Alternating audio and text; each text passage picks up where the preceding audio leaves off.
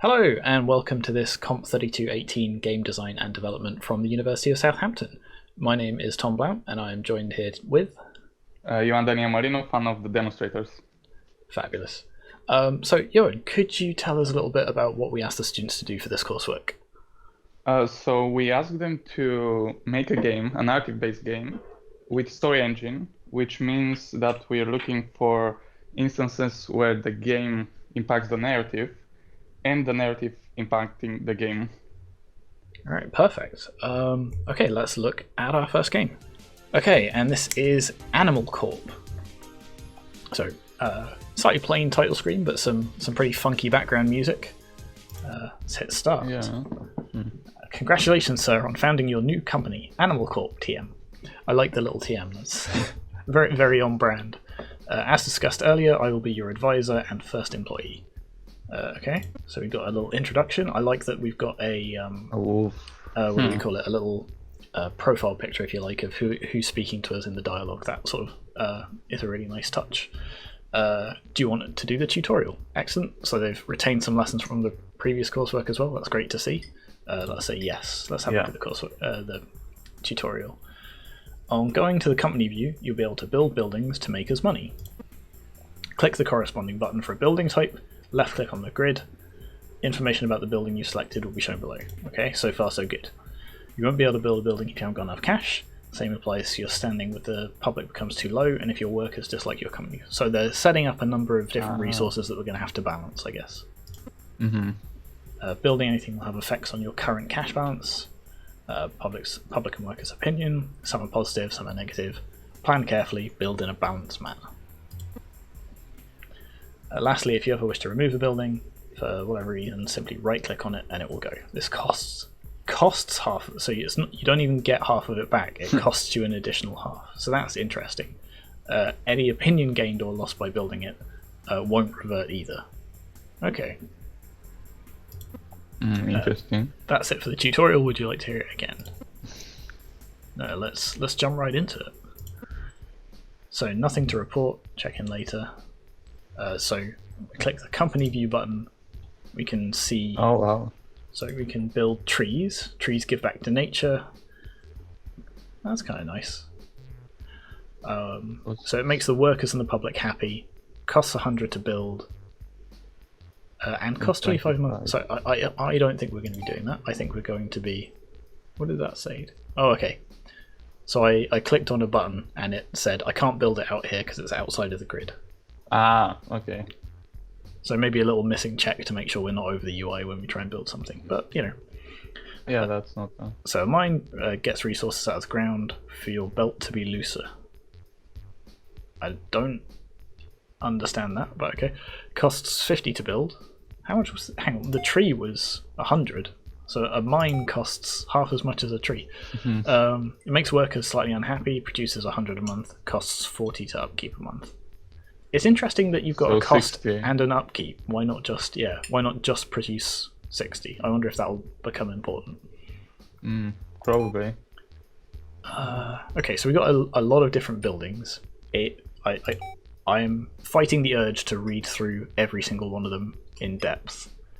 So I think I might just start building stuff and see what happens.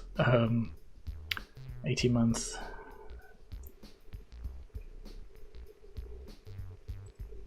Not a great place to be. Okay, so there are also some effects that interact with other buildings, I guess. Yeah. So this one doesn't seem good, and it also produces much less.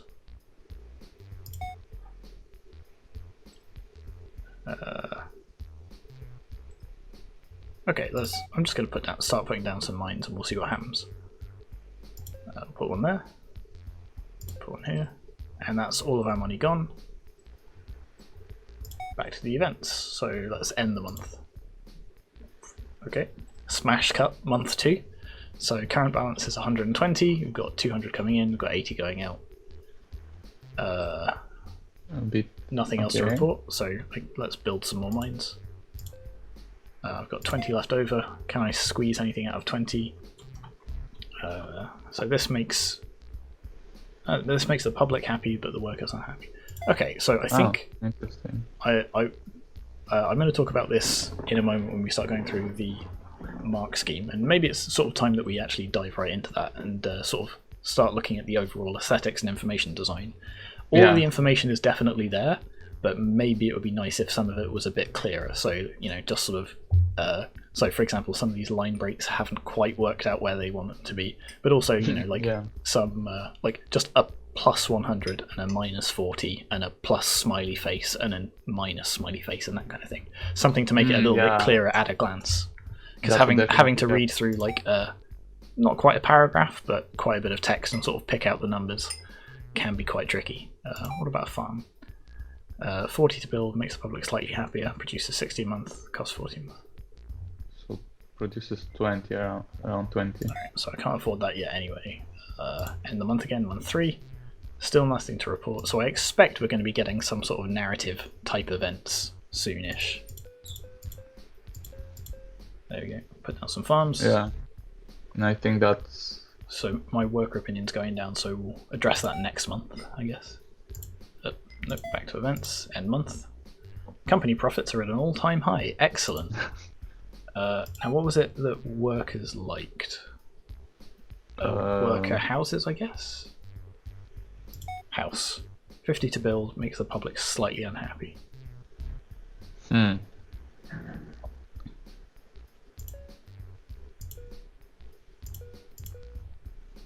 Okay. End the month again. Company profits are still an all-time high. Maybe I'm taking too long about this. I should just put some stuff down everywhere and then... There we go. And then balance that out with some more mines.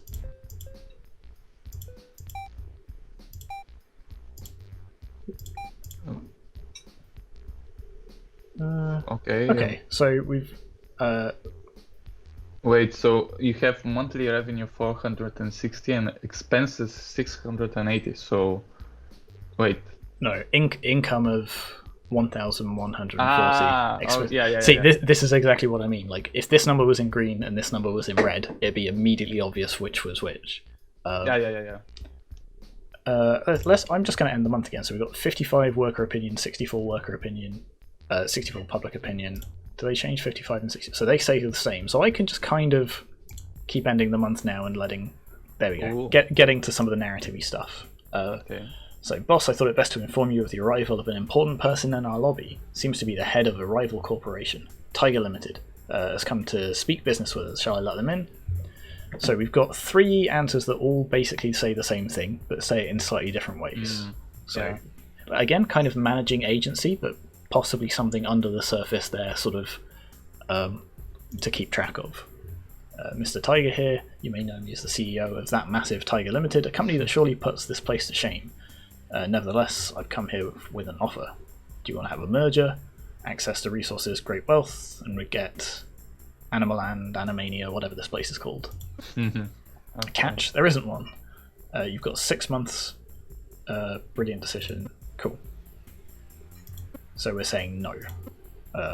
Or rather, we're saying 6 months. Okay. Interesting, okay. Let's just keep putting down some more things.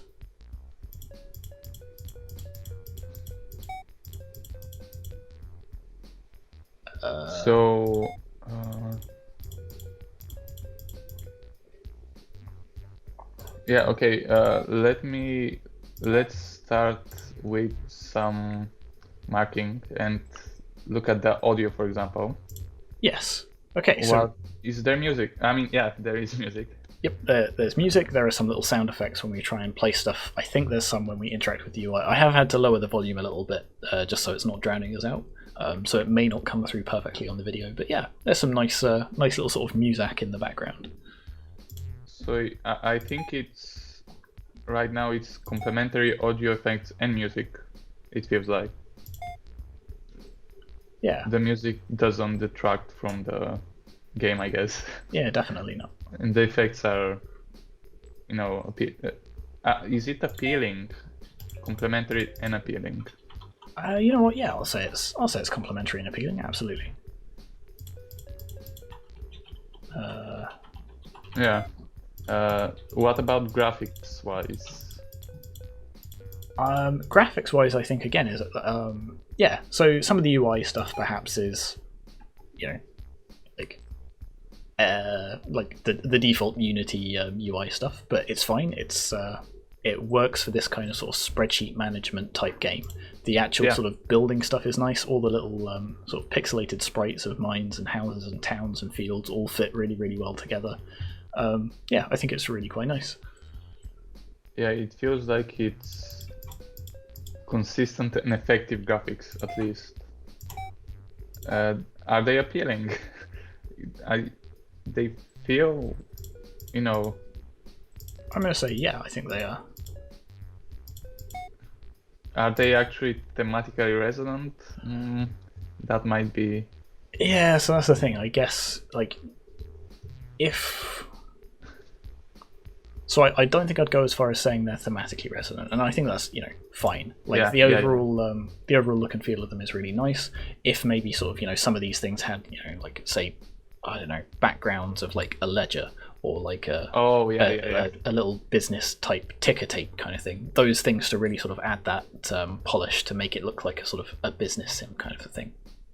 That's definitely. But otherwise, yeah, I think the graphics are. So what would that be? Would that be a good or an excellent? So an excellent would be consistent, effective, and appealing. Yeah, and I think it's definitely that. Yeah. And now the information design, you've already said a few things. And I agree with all of that. So let's jump in at, say, a good, and what would that be, and we'll see where we go from there. Good will be all key information is shown. And I mean, it is shown, but is it shown clearly, which would be an excellent? Oh, wow. Okay, so this is kind of the next thing that I was going to say in the information design. It feels like somewhere like a goal has been set, like we have to reach a certain amount of money by a certain date. And I'm not sure that's the thing, I'm not sure what the goal is other than just make more money and make lots of it. And maybe that's enough, maybe that is the entire goal. Yeah. But otherwise, I think almost all of the important information is shown. So we're shown, for each building, what it costs, what the profit is, what the effect on the opinions will be, that kind of thing. And we get a nice little breakdown of our sort of total revenue here as well. Yeah, so I think it's at the good level. And if it was, the things that you mentioned with maybe showing a green and a red for the money and a few other things, that would make it excellent. Yeah, like a couple of symbols or something like that, just to sort of make it really clear at a glance. But otherwise, yeah, I think it's really good. So what about bugs? I haven't seen any major bugs, or I wouldn't call the clicking on the buttons on the right and left bugs where it says outside of the area. Not necessarily a bug, but it's there. But yeah, I think it's a game of reasonable complexity. We've got all the different things we put down. I haven't noticed any like you say major or minor bug. I think they've done a pretty solid. No obvious bugs, and game is reasonably complex. Feels like that. Yeah, I think that's probably where it is. So I think, I would say it's reasonably complex. I think we'll talk about this more in a second when we talk about meaningful play and mechanics and things like that. I think there's definitely scope for more mechanics. So for example, when you put stuff in the grid, having it affect its neighbors or things like that, rather than just the overall numbers. But I think otherwise it's quite good. I'm gonna keep going through the months now to try and sort of get back to some of the plot. Here we go. Now in this town, at least the next one over, we can swoop in and buy every bit of land, make a huge profit reselling, guaranteed profit, but it's a bad thing. Interesting. Sounds good. Or I'm not ready yet. So why is there no reason not to? or rather, hi boss, I'm busy off work, human, blah blah blah.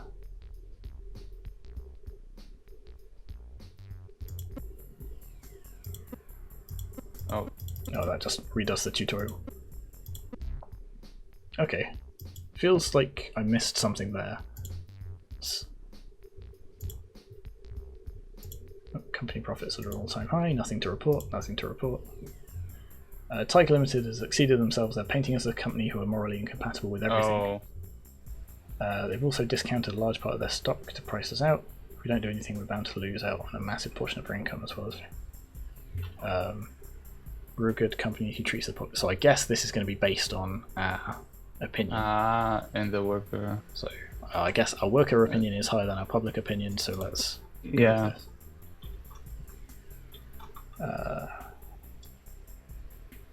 We get a subsidy. I don't know if that's because of what we just selected or if that's incidental. Yeah. Okay, so let's also talk about the controls. So it's mostly clicking from what I see. It is basically entirely clicking, yeah, which again, kind of standard for this type of game. I wonder, can I? No, I can't hold and sort of paste. Oh, wow, you have a lot of money. Yeah. I just noticed. I feel like I should be spending more of it. But yeah, like the controls are quite good. I like that it snaps to wherever you're trying to build on the grid. Otherwise, like there's not really a lot else to say about the controls because the controls are just you click on the buttons. Would that put it on a, let's say, so satisfactory, for example, a reasonable set of usable controls? Is it a reasonable set? It's definitely at least there. So it's a reasonable set of controls. Like it adequately controls the game. Like I can't think of what more you could put in is the thing, other than again maybe some things to sort of like view or browse your current stats.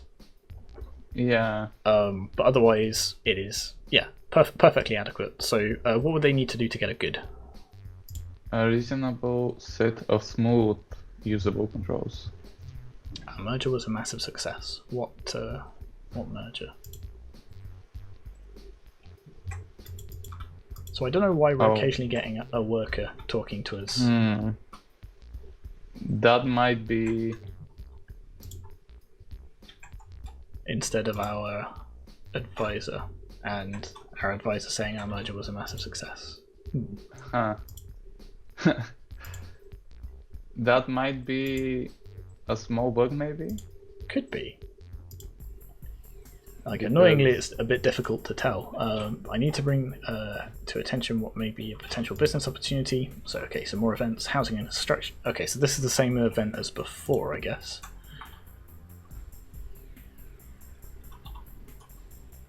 Alright, let's try it this time. So this time we get another subsidy for... It feels like there's some disconnect between some of these events. Or maybe we just accidentally clicked on the tutorial again.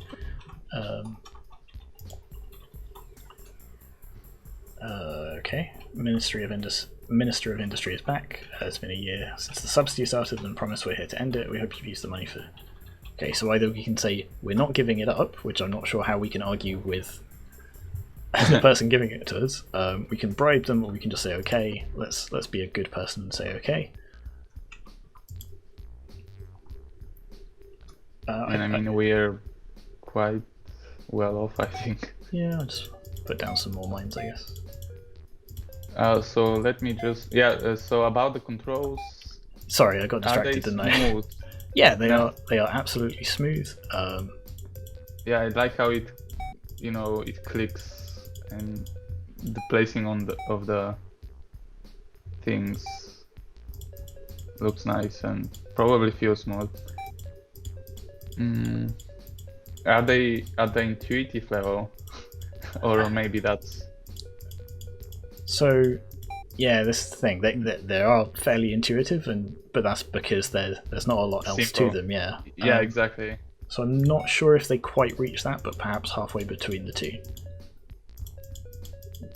Yeah, maybe. And that's because, obviously they could have gone a little bit further, sort of given the amount of these things we're building. It'd be nice if there was maybe, like a click and a drag if I wanted to just paint the entire map with things, and like similarly for like removing it, if I just sort of click and drag and remove an entire thing.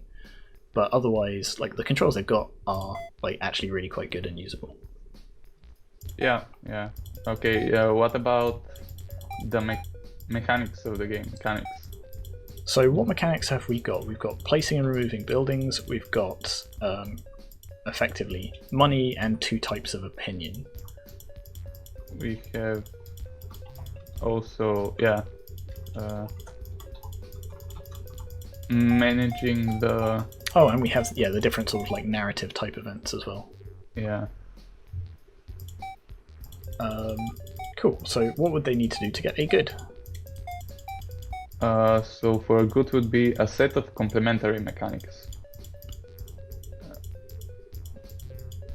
And I think we can say we're there, yeah. So the narrative events sort of impact the resources, so everything in this sort of bit impacts the resources. Most of the game is sort of about, managing each of those things. That seems pretty reasonable. Yeah, did you build every type of... I haven't built any taverns, I don't think. What did they do? Slightly happy and workers slightly unhappy. Ah, okay. I'll build one just for the sake of argument. Okay. Maybe there's an achievement for getting all of them. Yeah. Cool, so I'll just end the month. Mayor of Neighbourville. Senior advisor going around buying parts of the land. Please the people of... Okay, so this is based on the previous event, because we eventually said, okay, sure, we'll build it. So it's not by the... either no profit before people, isn't a feasible strategy for a business, but I'm willing to pay above market rates to make up for the fact, or I see your viewpoint, I couldn't willingly chase only profit here. Yeah, let's do that. Yeah, let's do that. So again, we get the... Yeah, So maybe that would be another interesting sort of mechanical thing, for example, that they could have included. Like, we can get the opinion of a number of different people at our company. So we get our advisor, we can go and talk to, the head of the union or the worker, we can talk to our government liaison or whatever. Yeah. And that is something else that could tie nicely into the story engine. But yes, so what were we on at the minute? So they're definitely at a set of consistent mechanics. And a good would be a set of complementary mechanics. I think it's definitely a set of good mechanics. I'm not sure it's a wide set of mechanics. Yeah, exactly. But they do complement each other. So the managing of the resources affects everything else, and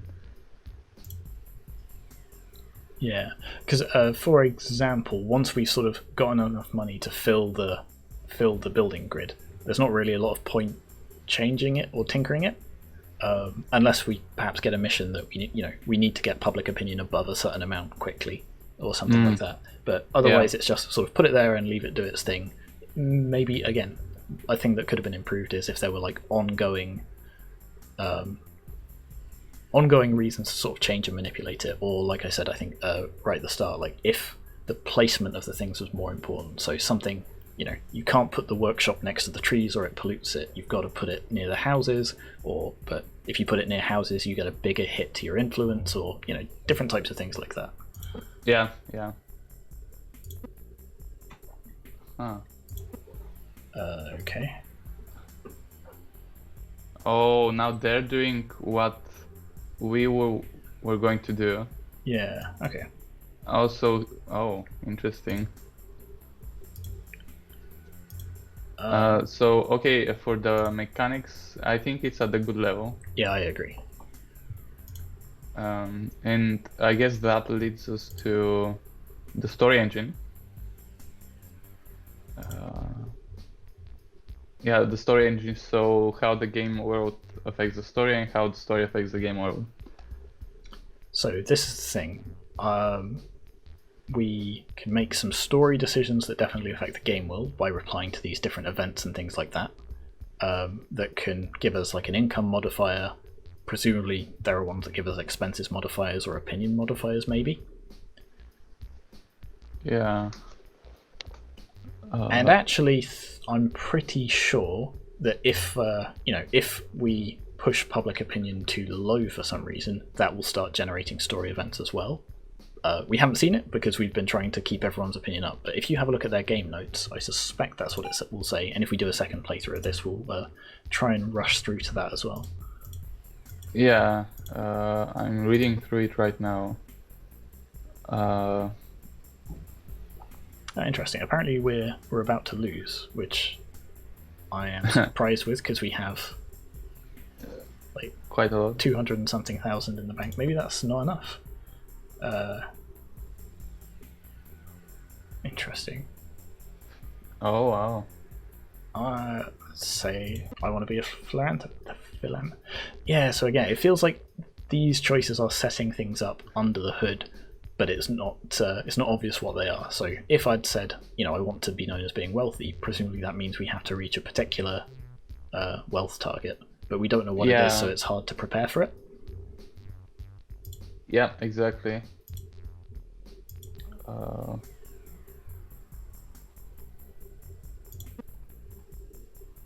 Okay, so looking at the story to gameplay, we've got these events. They will give us some modifier. It doesn't massively influence the way we play. It will just sort of give us, I guess, a temporary boost to, or a temporary penalty to the stuff we've already placed, but it doesn't change the way in which we're placing stuff. It doesn't incentivize us to necessarily place stuff if there's an ongoing event. Other than perhaps the subsidies, we're more incentivized to put down high profit making things, for example, but we don't have a particular target to it. It's not like somebody said, we're giving you the goal to build a new city park before month 47. Yeah. And yeah, maybe stuff like the dialogue affecting the map, like your advisor says, oh, there was an earthquake, so some of the map is broken up or something like that. That would be a nice, maybe a bit random, but that's an example of exactly. a way. Please help us. Oh, okay. So is it because I said I want to be a philanthropist that we're getting all of these events that are more tailored towards philanthropy? Maybe.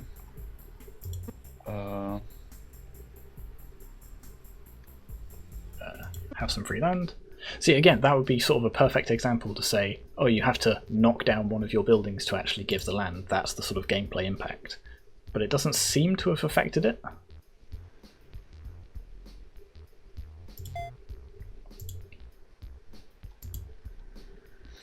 There's quite a few things happening now that I'm reading the story. Okay, so that's why the doctor. So that's why our advisor was telling us we were about to, something horrible was about to happen. I assumed our business was failing, but no, apparently we have a terminal disease. Okay, and we have about a year left, so 12 months of making incredible profit. Or rather, being an incredible philanthropist.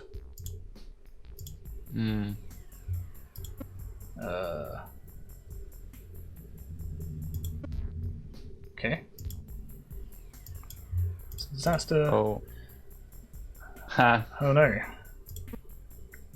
So this what do we do, boss? So we can either presumably tank our public opinion, or a bailout, or I think we can take the hit. Whoa. Okay. Maybe not. Oh wow. That's just for. Okay, so that's given us a massive negative income modifier. Fair enough. I think we'll probably be fine for a year. I could bulldoze a bunch of trees. Okay, so maybe it's that some of the events actually do have a bigger incentive on how you play. It's just they weren't quite dramatic enough at that point, and now we're sort of seeing it like as actually we've got a massive deficit now. Perhaps we should bulldoze this forest. Yeah, that's actually Actually, hang on, that's a point. Trees make the public happy and makes workers slightly happy and costs 100. So if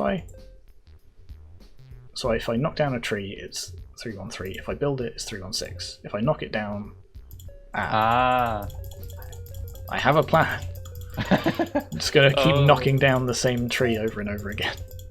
That's actually, it costs you money, but so in this way you can pay money to get infinite popular opinion. Okay, so not necessarily a bug, but perhaps an unforeseen part of the mechanics. Yeah. Okay. Sorry, I keep getting distracted because new events keep popping up. Story engine, where were we on that? So the story to game world, let's say. How does the story affect the game world? Yeah, it does affect there are some examples. Yes. Where it impacts the game world with the modifiers, with the recession, or everything there. Yeah. So there are some events that affect our numbers directly. Some of the events just seem to sort of precipitate other story events. Yeah, is it a number of examples where the story impacts the game world in important ways? Important ways, that's... I would say... So it goes back to there not being a hugely wide set of mechanics. So it does affect it in an important way because it's kind of the only way that it can affect it.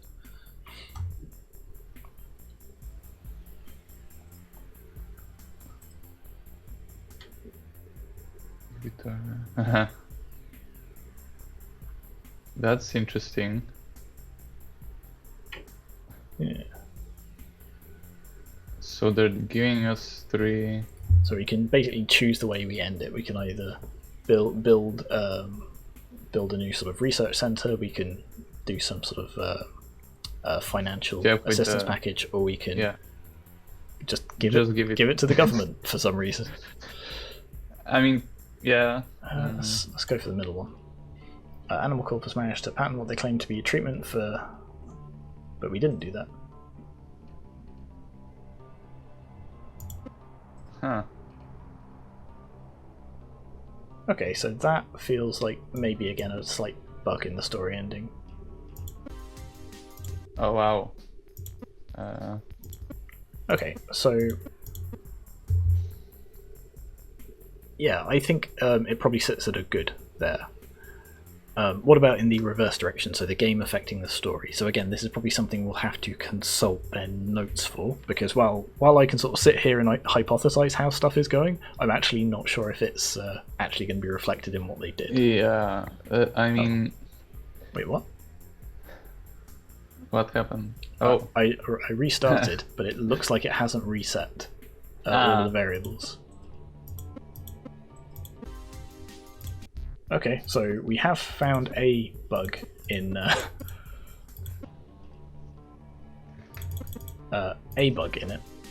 So maybe we will go back and revisit the bugs mark, but otherwise, hang on, as I try and restart the game. So I guess that puts it at infrequent minor bugs, maybe, because you can just restart the game if you... Yeah, I agree. So if it had happened mid-game, it would have been more of a problem, but it's not... Having to close and open the game isn't that much worse than just pressing the restart button. Yeah, exactly. So about the game affecting the story, so there's event chains, each has a different effect at different stages on the player's company. There's a main story. I'm just reading through the...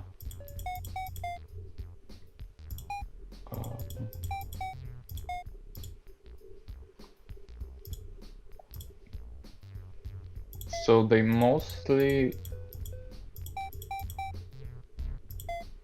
talk about the game loop. Okay. And how there's like random events and scripted, in a sense, events. Okay. That progress the story forward. So are those scripted events based on just the turn order, or rather the month number, or are they based on any sort of our current stats? So if I'm, for example, running a massive deficit, do we get certain types of events? Or if the public really likes us, do we get certain types of events? I think yes. There's a variety. Yeah, so there's a variety of random events that take place with conditions for them varying from having too many of a certain building to a poor relationship with your workers. So there is, if your workers don't like you, excellent. Okay, something happens. So that's it. I think they're going to have more. Yeah, the game world is going to have more impact on the story than necessarily vice versa, from the sounds of it. So it sounds like they're tracking a number of different things that we do during the game, and that impacts the story, and that's really, really nice to see. I don't think I necessarily triggered enough of those events in my last playthrough just because of the way I was building stuff. Yeah. But it's good that they've included that. So I would say, again, let's have a look at good and see where we move from there. So good would be a number of examples of where the game world impacts the story in important ways. And I would say we're probably easily there. So what would they have to do to surpass that? For the next one would be a consistent interplay between the game world and the story, including important impacts. And I would say it does feel like, yeah. Yeah, and again, because it's that sort of consistency of like it's constantly looking at your stats and then generating events based on that. I think we can say that that's an excellent. Yeah. And prizeworthy, just for the sake of it, would be the same thing but using different mechanisms, which I don't think. Yeah, I don't think it quite reaches that level. Okay. But yeah. So oh yeah. Sorry, it turns out I just bought out the tiger. I'm not sure. I'm not sure how I did that or how much it cost me. That might be. Yeah, the information design. If you don't know what. Please, people.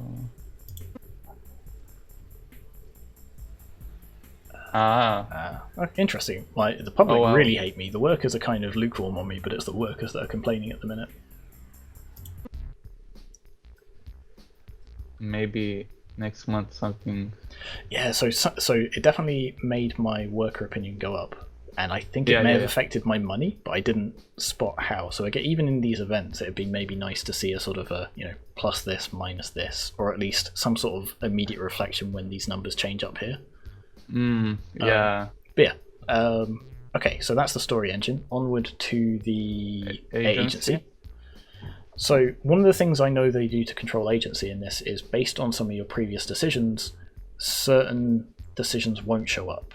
So there's always space for 3 different options, and sometimes you'll only have one because they are hiding ones that you can't take. So on the one hand, that's a really nice approach to managing agency.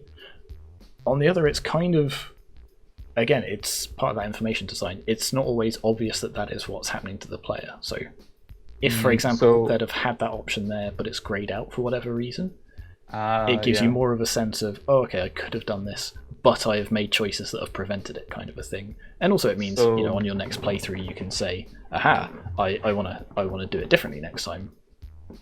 Yeah. So they do say in the game notes, each event may have from 0 to 3 choices, with 0 choice events being events that have just simple filler text.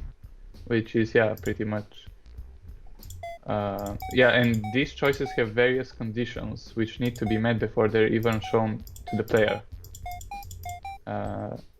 So pretty much what you said, which interesting.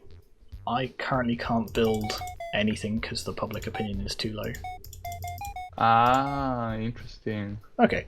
So again, I guess, that's probably gameplay affecting gameplay rather than story affecting gameplay, even though some of our choices will have affected that.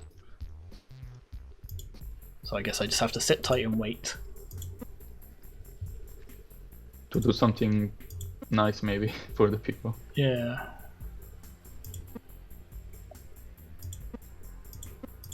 kind of clicked help again, didn't I? Yeah. Okay, yeah, so agency also is sort of the number of different branching points. Again, because it's this sort of random event kind of driven system, it's hard to necessarily see sort of the overall branching points in the overarching story.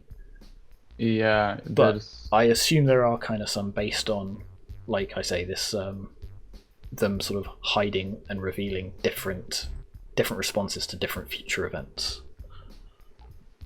Yeah, it's let me just, so they provided two diagrams. One is the government event chain, where you get subsidies, you can is corrupt over 3. Yeah, you can, pay the minister some money. And the takeover events, so there's 2 routes here, but they also have like a very long list of the events that happen. So from the advisor noting a potential gap in the market, you have the mayor, some competitors, and each of those main events has a condition like 2 months after the previous event or 1 month after the previous event, and so on. And they have and in the end it's like you have grid conclusion, calm, no route conclusion, and charity route only. So it's the way they've done it with the choices which affect worker opinion, public opinion, and your money, and also your future choices, does in a sense, make it quite a wide net of choices in a sense. Yeah, and I think they're relatively interesting choices as well. So, I mean, some of them are a bit, comically evil, but we're role playing as a corporation. That's kind of on brand, so to speak. And it's kind of nice because it gives you the opportunity to, balance your various different stats. I think in a lot of these cases, perhaps they could be made a little more interesting. A lot of the time, it seems like perhaps there is an obvious correct answer, either from a moral standpoint or from the one that is going to work out best for you long term. Rather than being able to sort of having to choose between, I'm going to have to lower the public opinion or lower my workers' opinion or something, or massively reduce my income. Actually, no, some of the choices do actually do that a bit, and I think that's where the interest comes from. Yeah, so we have several branching points. It feels like there are, at least at the end. I think throughout the game even. Yeah, exactly. I think at the end there definitely are, and I think part of the sort of the event-based branches lead up towards that. So I think there are several branching points, because there are a number of different events with a number of different choices, and they are, as you say, sprinkled throughout the game. Which puts it at the excellent. And the choices,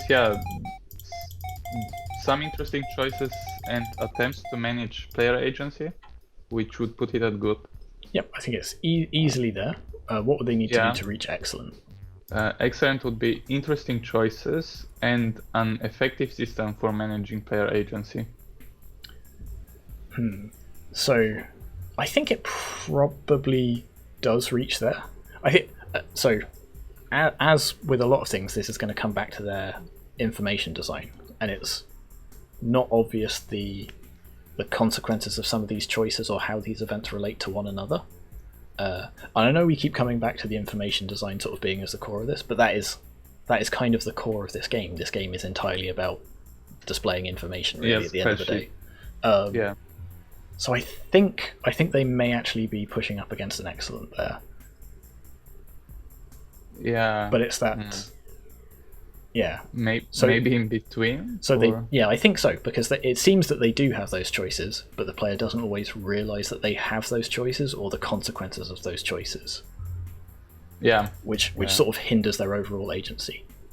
So, for example, like knowing that the tiger wants to buy you out, if we knew at that point, okay, we can accept his demands, or if we can reach a certain amount of money before that date, then we can buy him out instead, kind of a thing. So giving us more options to work with, sort of just adding a little bit of interest to those choices.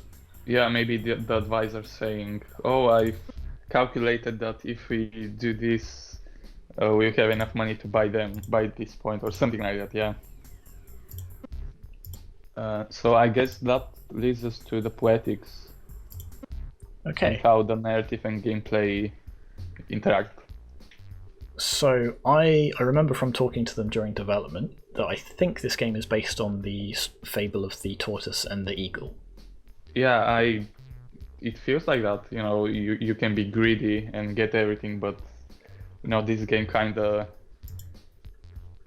I guess, yeah, it sort of sets it up so that, you know, if you sacrifice everything to get, you know, all the wealth and all the power, it doesn't end up going well for you in the end. And it definitely feels like that is certainly in, you know, the final climactic moment where you've got the, you know, you either are remembered as a hero or presumably as a villain if you go the money and power route.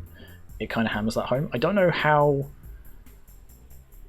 I guess to an extent that is reflected throughout some of the events leading up to that as well.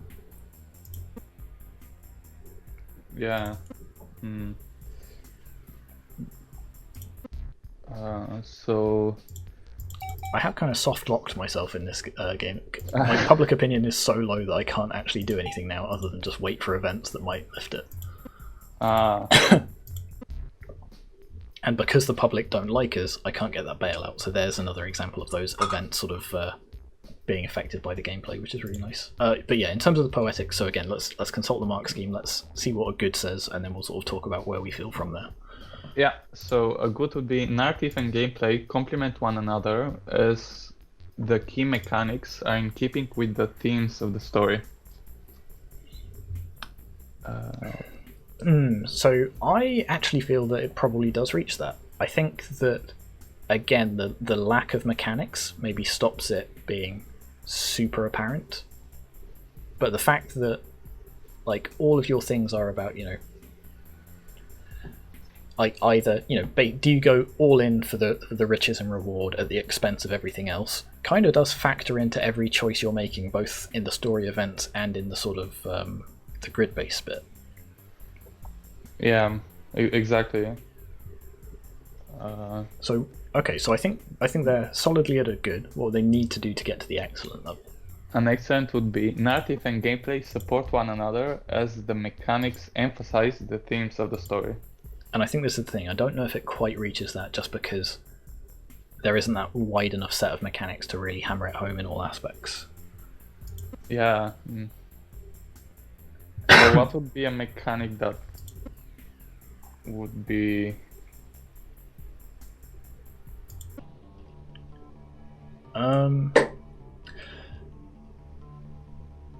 So, for example, I guess more...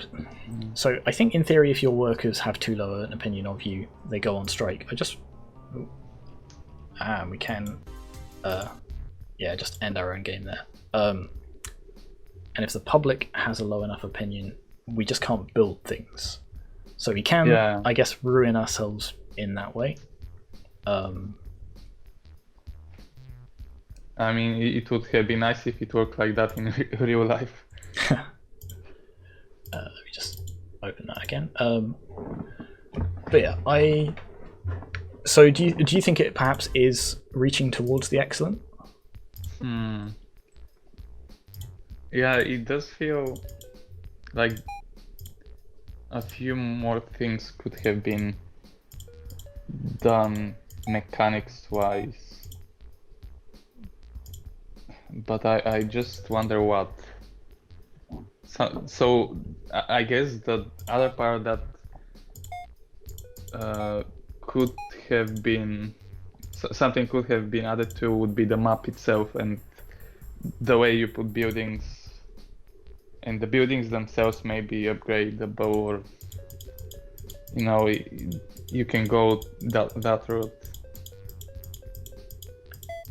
Yeah, but I think it's it's definitely like the majority of the mechanics that are in the game definitely sort of lead towards that theme. I think we can safely say they're at least that are good. Yeah, and maybe in between. Yeah. Okay. I think perhaps between the two, which leads us on to techniques and pacing, I believe. Yeah. So they have dialogue. They have in-game choices where you choose what to say and what to do. Yeah, effectively sort of quite small sort of dialogue trees kind of a thing. What else? We kind of have a very small epilogue in the at the end. Yeah, that's right. Perhaps they could have expanded that a little bit more, like a really sort of simple slideshow of sort of like, I don't know, like key highlights of your career or things that you did, or things that will happen in the future as a result of your actions, sort of basically mocking up like a really simple sort of cutscene type thing just to show off sort of some extra techniques. But I think so they've got at least one technique, and I think it's used really effectively. Yeah, so that would put it at satisfactory, and a good would be use of more than one game writing techniques. And maybe it's kind of there. It depends on what you... I was going to say, what are we considering the other technique then? So we got the dialogue trees. We kind of got the other... Yeah, okay, so maybe they're maybe halfway between the two. Yeah, in between. Okay. What about pacing? So do we have... It does feel ascending. So any game with a sort of timer in it kind of inherently or implicitly has some ascending pacing. Again, it's not hugely well underlined, I think, because we don't have a sense of an impending deadline. We have the initial one with the tiger, and we have the sort of the ultimate one where disease progresses to the final 12 months and things, and then the clock really is ticking then. So it's like, okay, what can we do in these last 12 months? So there is definitely ascendant pacing. I think perhaps it could have been hammered home a bit more with like some more intermediate deadlines maybe. And I would say there's even not just ascendant pacing, but somewhat varied pacing. So we have the initial peak with the sort of tangle with the tiger, and again, sort of like they up the stakes for the final one. And it's sort of sprinkled in with the events as well that sort of raise and lower it as well. So I think there's probably ascendant and varied pacing. Yeah, so do we have ascending pacing with a clear final peak? So there is a final peak, I guess. There's the final sort of climactic choice that we make, and I think I think it's there, yeah. Yeah, as you said before, if it was like a bit more polished, like with a cutscene, then it would feel more... In a way, I almost want to say they've dragged it out for too long. We get to like month 60 or something. And it almost feels like if they'd have almost like cut it in half and just gone to like, I don't know, 36 months or something like that, and just like tried to cram it there. Because certainly by the end I was just clicking end month over and over and over again. I think they could have actually condensed the sort of time span that we've got to work with, and that would sort of make the pacing feel a lot more like they're upping the stakes a lot a lot more regularly and vigorously. But otherwise I think the pacing is like pretty good. So a good would be ascending pacing with a clear final peak, and an excellent would be ascending pacing with more than one peak. You know what, I think it probably is there, because like we say, we've got the moment with the tiger and we've got the final peak. I think they could have made more of some of the events. So again, sort of like increase the sort of drama narratively and mechanically by setting you deadlines sort of in the middle of play as well. But I think you can't argue that they don't have those 2 peaks at least. So yeah, let's put them there for that. And that brings us on to, I think, the final one, which is the feedback. Yeah. Let me see what they've said. So during development, they'll have received some feedback from the lecturers, and we'll have asked them to talk about how they responded to that. So what did they say in their notes? So they went to the feedback club with nothing but a bunch of ideas for a game that would essentially be a visual novel extended with some management mechanics. So they had an idea for a company management game that would punish the player for being too greedy and money hungry, with events ranging from a local orphanage asking for donation to a bankruptcy possibility. So we wanted initially to punish the player throughout the game mechanics for being too greedy for everything, in line with the tortoise and the ego. However, we were told to make our choices clearly more nuanced and to make sure we didn't punish the player for doing well, as these were counter to the idea of a good story. We took this on board and remade the game mechanically from the ground up, and we realized the focus needed to be more on gameplay complementing the story, and not a story that had some random gameplay stuck to it. Also, we reworded a lot of the events to try and make them more nuanced and altered key sections of the story to ensure they weren't too obvious. So that's all the feedback. Okay, yeah, it's interesting they talk about sort of, not wanting to punish the player for doing well. I think that's probably been a sort of a successful overhaul of the mechanics overall. I would say that it's not necessarily punishing the player for doing well so much as sort of rethinking what it means to be doing well in this.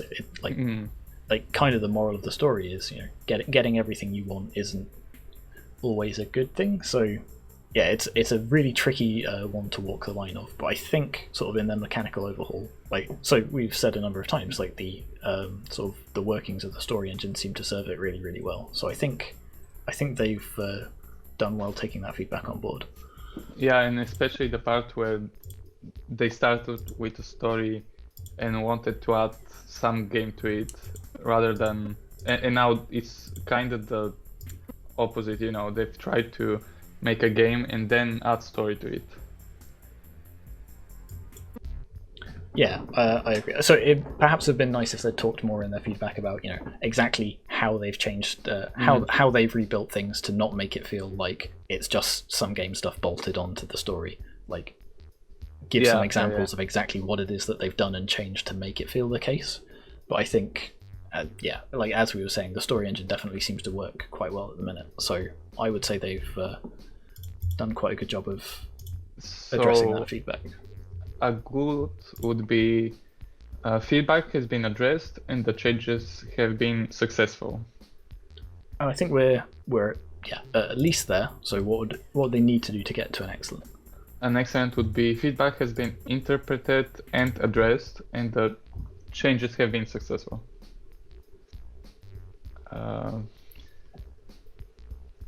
So this thing, it's that interpretation, and again, like they haven't necessarily said exactly what they've done to address the feedback. So they've just said, we've done a bunch of things and addressed the feedback, but they haven't gone into enough depth, I think, to talk about exactly how or why they've done it. So I would say that's a solid good. Yeah. Okay. And I think that is everything. Yeah, I think that's everything. So let's move on to the next game. Okay, and this is our next game. Is it Void Sailor? Yeah, Void Sailor. So no title screen for this one. We are straight into the action. You wake up in your bunk. Is there any sound, by the way, or music? I can't hear any. Let me. It might be because we haven't started it properly yet. But we shall see. I think there might be some sound effects because I did quickly check it out. Okay. You wake up in your bunk on your ship and rise to look in the mirror. You'll be arriving at a new posting soon. So we've got some UI buried down here. Health shots, inertia dampers, and velocity. Okay. You think back to what led you here. When you joined the Navy, you expected glory, a chance to fight for humanity. Instead, you've spent the last 2 years as a glorified police officer fighting pirates and rebels. All you've ever wished for is a chance to win glory fighting against the alien Shaktani raiders on the...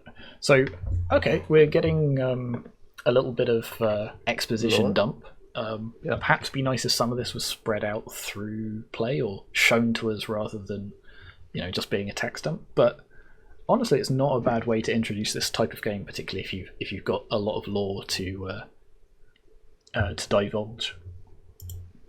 Hyperspace alarm sounds, and you brace yourself for the shudder as you enter a new star system. Okay, so what they've not done is told us what the controls are. I'm going to assume they're WASD. Aha, they seem to be. Hello there, Captain. I just saw your ship enter the system. That engine noise is quite loud. I'm going to just quickly turn that down. Yeah. Let's drop that. There we go. There we go. Here's the tutorial. So there we go. We're actually getting a, what do you call it? A somewhat integrated tutorial as well. That's really nice. Wow, this thing handles like a whale. Okay, so I'm going towards this arrow. Or does the arrow... I think the arrow just points in the direction. It's not up and to the right after all. Ooh. Okay, that's a big thing. I hope we're not going to crash into it. Oh no, we'll just fly over it. Perfect. Aha, and there's the station. So, like, graphically, this is already looking very impressive. So, they may not have drew all of this themselves, but the way they've put it together looks really, really nice. The airlock opens, and stood before you are a handful of men and women in industrial overalls, blah, blah, blah, blah. Captain, it's good to finally put a face to the name. My name is Anna Rosenberg, and I'm your new chief engineer. Got a little bit of a dialogue choice as well. Perfect. Smooth sailing. What kind of improvements? You can bypass some of the safety. Oh, that definitely won't go terribly at all. How should we use the excess power? Maneuvering thrust. I think I would like the maneuvering. Yeah. An order-bearded man cuts into the conversation. Sir, my name is Sergeant Darius. I'm the weapons officer. Good to meet you. It's been too long since I got to shoot something. We've only got 2 small guns. Pirate and rebel activity has been way up. There we go. We've fired one of our guns already. Well done, us. Okay, so I have to be honest. I am not sure which of the 3 fables that we asked them to base this on this is yet, but maybe that will become more apparent. Yeah. Ooh, and we might have upgraded our maneuvering thrusters, but does not feel like it. Okay, destroy some asteroids. Holding shift will align your ship with the mouse. Okay, that's actually much better. Okay, there's...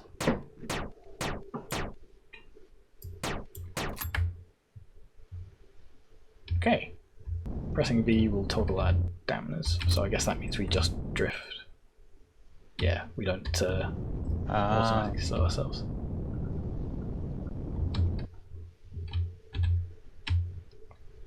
Okay, that's actually really nice. I think I crashed into it. Percussive docking. I called ahead and reserved some armaments. Ooh, what kind of armaments? All kinds of weapons, only mounts. So this is setting itself up to be like a really cool space game. Still, yeah. Tell me about the plasma throwers. Slow-moving projectiles, less damaging projectiles, but we can fire them very fast. Tell me about the other one. Chunk of steel, blah blah blah. Fast-moving, high damage, but longer to cycle between them. I feel like that means I'd have to be more accurate, so I think I'll go for the plasma. Approached by a person wearing an intelligence insignia. You're the captain. Yep, how can I help? Just been outfitted with a plasma, so referencing stuff that we referencing a choice that we just made earlier. That's kind of a nice touch. We are ready to help. Pirates, send me to the location. I don't have a choice. Okie dokie. Ooh. Okay, so we still have our earlier cannons, but now we've got some plasma ones as well. I do seem to turn a lot faster if I'm holding shift rather than just using the left and right. Ah, interesting. Okay. Do I go faster without the dampers? Not really. The same pretty much. Oh no, incoming on the sensors. Ooh, that looks like something not good. Oh. I can't really turn around to shoot it. Oh. Just fire wildly at everything. Reloading. Ah, okay. I just remembered I don't actually have to turn around to shoot at stuff, do I? Because I've got turrets. Still 80 out of 100 health. Yeah. Okay, so I guess we still have to go to the wreck itself. Oh. Let's prepare a boarding party. We can take extra ammo. We can bring extra memory banks. I don't know why I can't bring both. That's Let's bring extra memory banks. You'd like to go with Darius? Sure. What might require an engineer? Key components? Yeah, go ahead. Oh, okay. Should we go for an airlock or cut through that? So these are. So we'll talk about this when we go through the mark scheme in more detail. These are some. The choices here are kind of interesting to talk about because they don't really give you a lot of information directly about what impacts your choice is going to have, but there is enough kind of a hint in the way that it sets most of them up. So for example, your chief engineer can go with them. You might get some kind of bonus. It might put the engineer in more danger. So it doesn't necessarily tell you the direct consequences of it, but it sets it up enough that you can sort of make a somewhat informed decision. This one is a little bit different because I have no idea what the relevance of either of these options is. Like, what is the effect of just cutting my way in? Pirates are inside and I are waiting. So you reckon we should cut our way in? Yeah, maybe. All right, let's try that. Or perhaps this is just another bit of false agency and the choice doesn't actually matter at all. Yeah. Okay. See, what if there are survivors on board and we've just flushed them out the side of the ship? That's the other thing. It's a large open room surrounded by machines. We're in engineering. Stay and salvage, or we'll go straight for the bridge and then you could come back and salvage, surely. So that's the other thing with a couple of these choices. They give no reason for why it's a choice and why you can't do both. Small hole in the wall drops out and the team steps through. Vital that we retrieve the navigation data of the ship. Okay. There's more on the system though, so we should try and copy it. So, okay, let's do that. Could you have a look at their game notes for me? Because they should have handed in, along with the game itself, sort of an overall map of some of the story. And I'm curious how much impact these choices I'm making have. And I don't know if we're going to get a chance to play through all of them again. Yeah, it's... For example, the boarding choice. There's two paths, but they converge on a single. So if you cut through or you go through the airlock, and the engineer is aboard, the salvage is successful. If the engineer is not aboard, the salvage is not successful.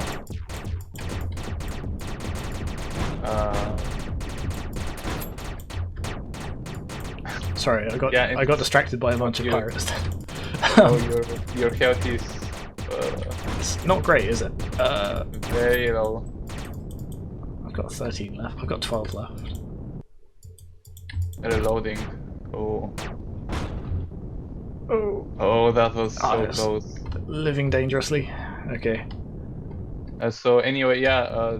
So yeah, before we dock, let's talk about those choices.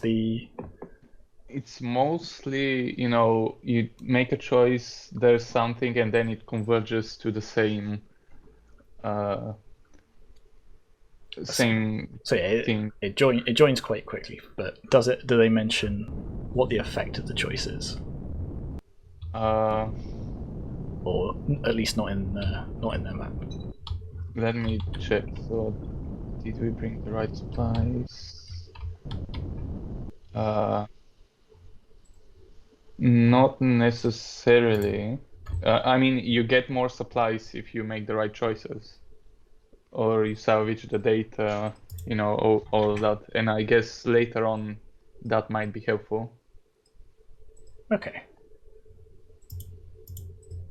So actually, let's start going through the scheme with the presentation, because we already have seen quite a bit. Yeah. And we can start with the audio. So there isn't any background music that I can hear, but the actual audio effects are, I would say, pretty what's the word? Appealing, not appealing, but well suited, I think is the phrase I was going for. So like the engine noises, sound like engines. The lasers have a satisfying pew pew when you shoot them. There's a nice little audio bit of information design when you're reloading. It does like a little click click. Yeah, so overall the effects are really, really good. It's maybe a shame that there's no sort of music in it. Like even just some sort of like I don't know back. I know there's no sound in space, but like some sort of like background music, like a sort of audible hum of like the ongoing workings of our ship, or some sort of ethereal kind of score, that kind of thing, just to add that little bit of extra polish. But I think overall, yeah, they're appealing, they're effective. It's a shame there's no music. Yeah, that sadly puts them at a pass, because that would be some audio effects or music, while Satisfactory is audio effects and music. Okay, well, that's a shame, but yeah, I think that's fair. Yeah. What about the graphics? I think they are quite consistent, or at least, yeah, they're consistent. Yeah, okay, sorry, I'm just going to deviate slightly again. I know I keep doing this. So, like this is another really good example of giving information for those choices. So, sets up a choice. We talk to our specialist advisor, who gives us some more information about what each of those will do. It's a choice rather than a calculation, because all of these things are good, but they're good in different ways, and they'll fit our playstyle differently. So we get to think about which one we'd actually prefer.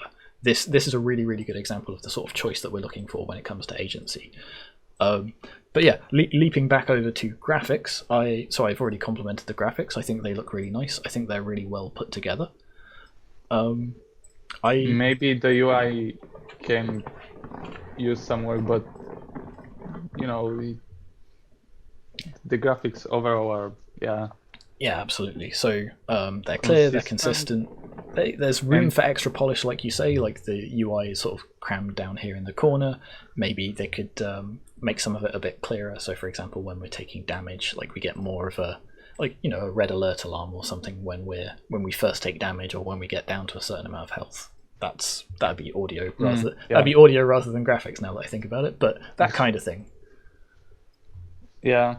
So an excellent for graphics would be consistent, effective, and appealing. And they are language. They're there. Do you think the graphics are thematically resonant? So, in terms of the overall theme of the story, I'm not sure what that is at this stage. I still am not quite sure what fable and moral that they are trying to base this off of. In terms of, they're all kind of spacey, and they give us the sort of feel of being, in deep space on trying to fight laser battles, and discuss marks. Yeah, I think they all work together quite well, and they do have a certain aesthetic and mood.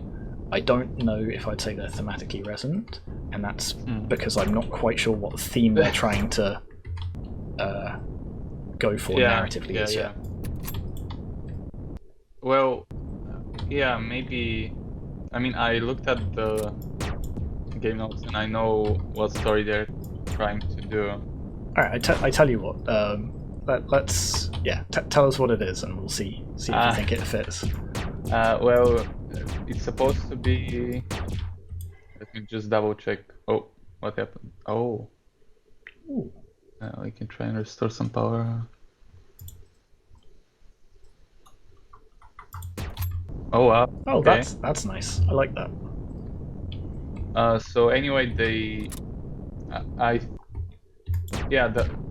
trying to go for the ego, the turtle and the ego. Okay, interesting. So I assume that the more you play, the more choices you do. If you get greedy and send an engineer somewhere, at some point they die because you are too greedy to, get too much information on something. Or, stuff like that, from what I see at least. So if you're greedy,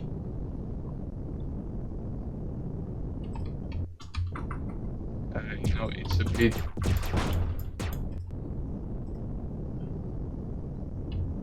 All right, so we can come back to that when we get to that bit of the mark scheme, I guess. In terms of the graphics, I would say they're probably up in the. Excellent. Please. Yeah, I think so. So the next bit would be overall information design. Yep. And I guess there's the key information, the health, the shots, inertia dampers, velocity. That's clearly shown. Yeah. Maybe, there, as you said, there could be some modification to make it even better. Yes. And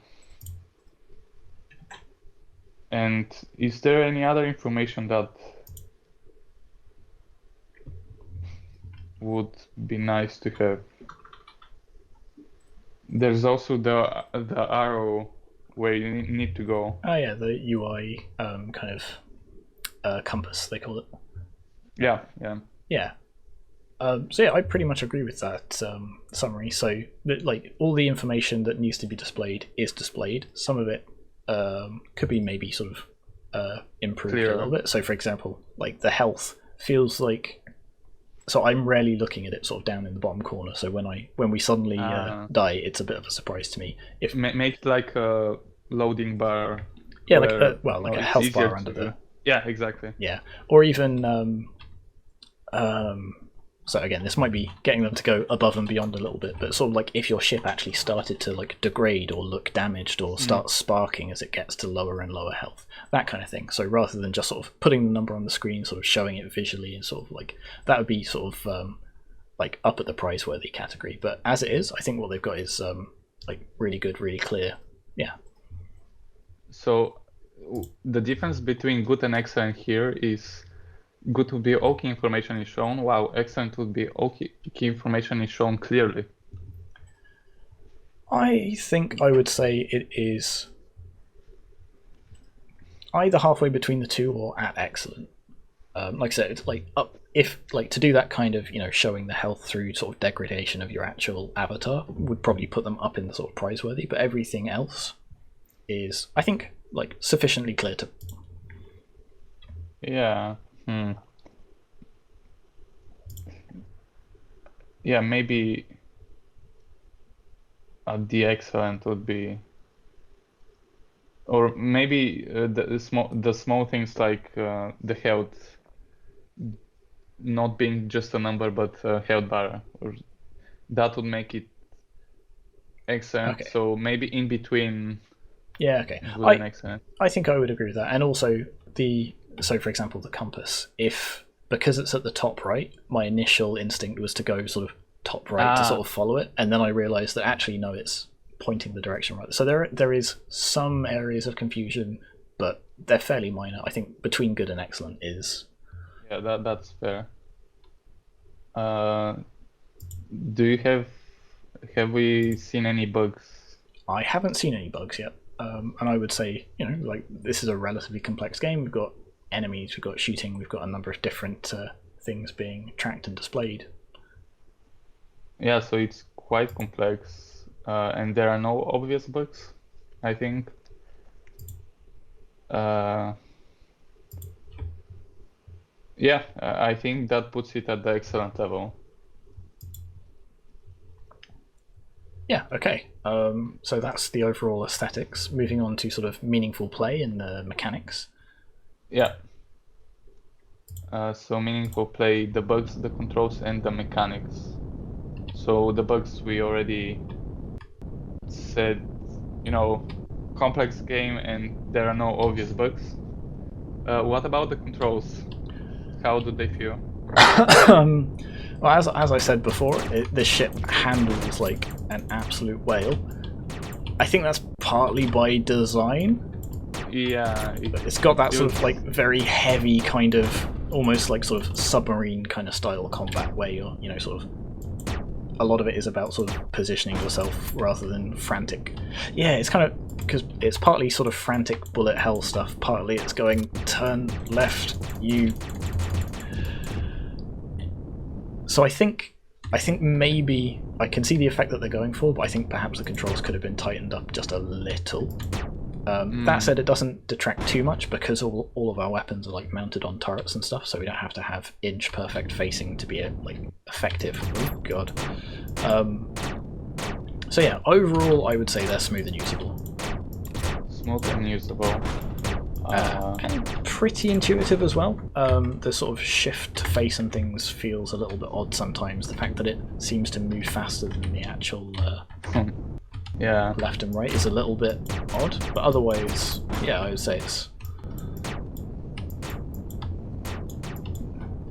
Yeah, would it be in between good and excellent, or maybe just good? So what would it need to be an excellent? Excellent would be a reasonable set of intuitive and smooth usable controls. So the intuitiveness is the deciding factor. I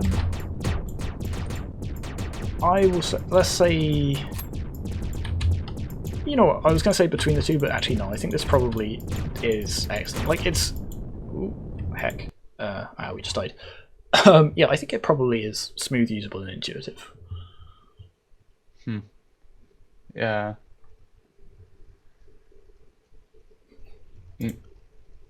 So there are, yeah, excellent. Yeah. They feel. What about the mechanics? Okay, so we've got shooting, flying, and we've got enemies that shoot and fly back at us. As well as, I guess, we've got things like dialogue. Yes, yeah, sort of the decisions we can sort of make.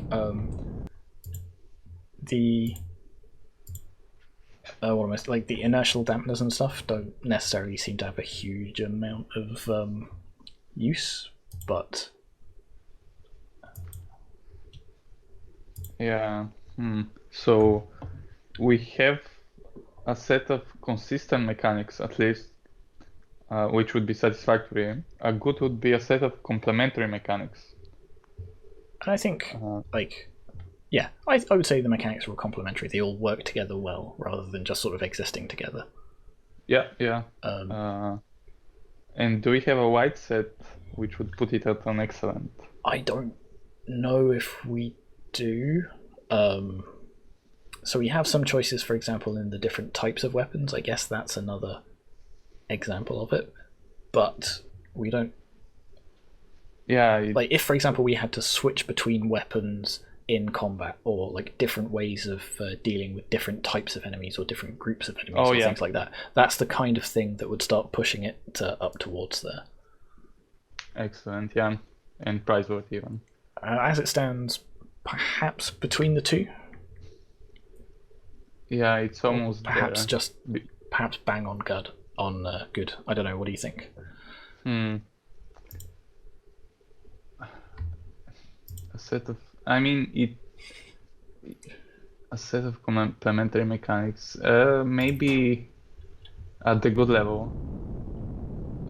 Because as you say, those things that changing weapons or different enemy types, that would start putting it towards excellent. Yeah, but right now, I mean, it's complementary, a nice set of complementary mechanics. They work together nicely. So there are definitely different enemy types, but again, the sort of the behavior of them isn't necessarily super distinct with the controls that we've got at our disposal. I mean, yeah, I think maybe 70, or wait, no, sorry, between good and excellent. Okay, yeah. Because yeah, there is some, like they're almost there, but could have been a bit better. Okay. And now it's a bit hard. The story engine. I mean, we've already seen a few things, so we can talk about, let's say, how does the story affect the game world. So through the dialogue, I guess we can, accept either more speed or different weapons. So yeah, so we've got a number of different story choices that sort of materially impact the way that we're playing.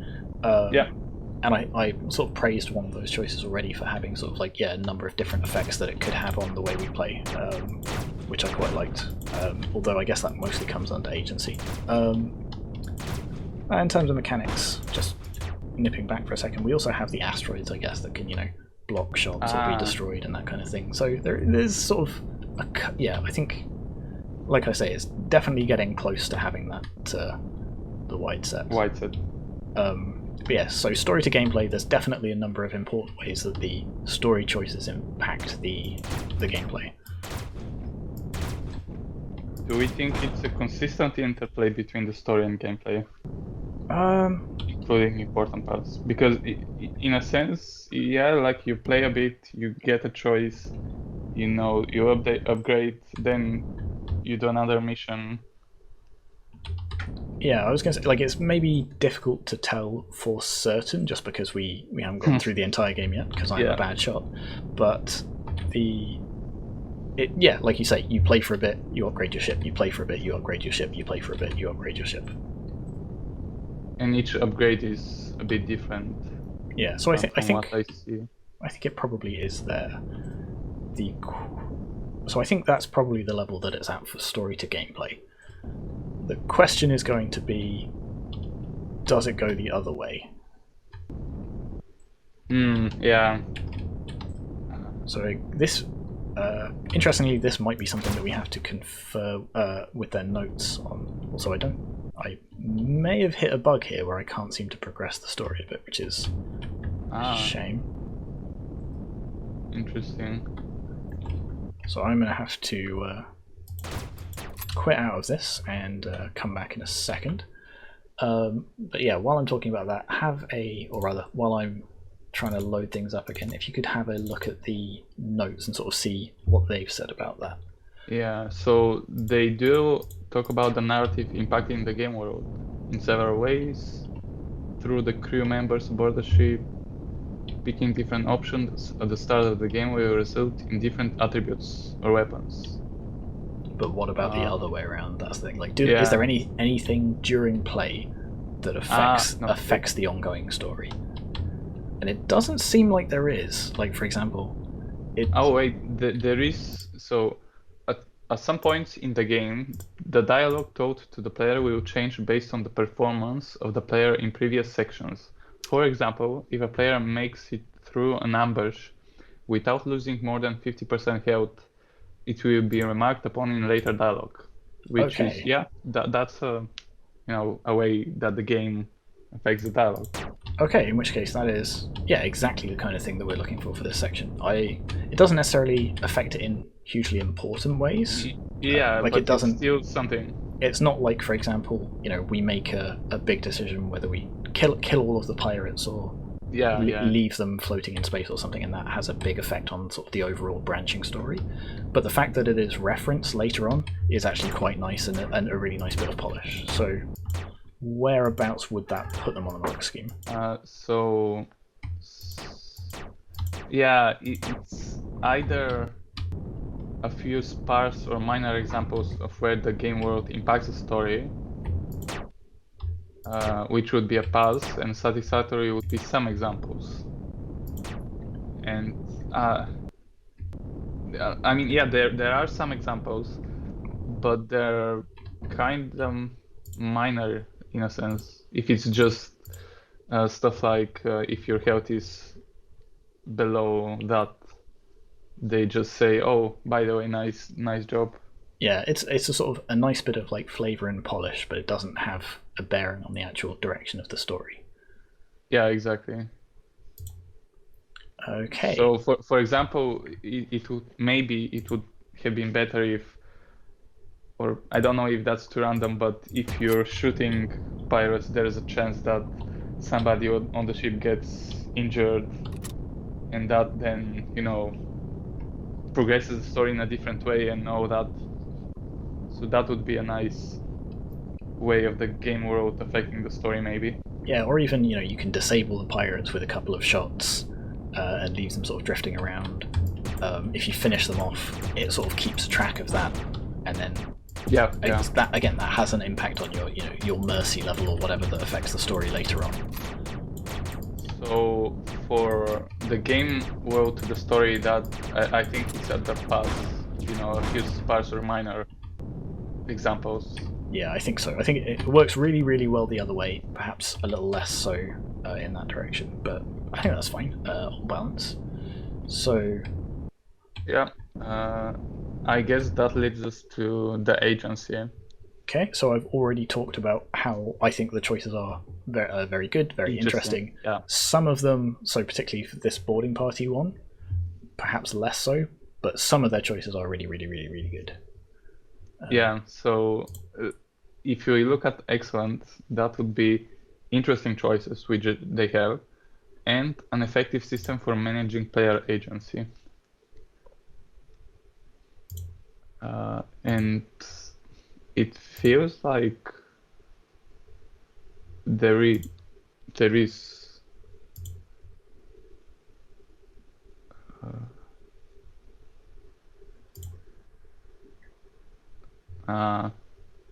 interesting.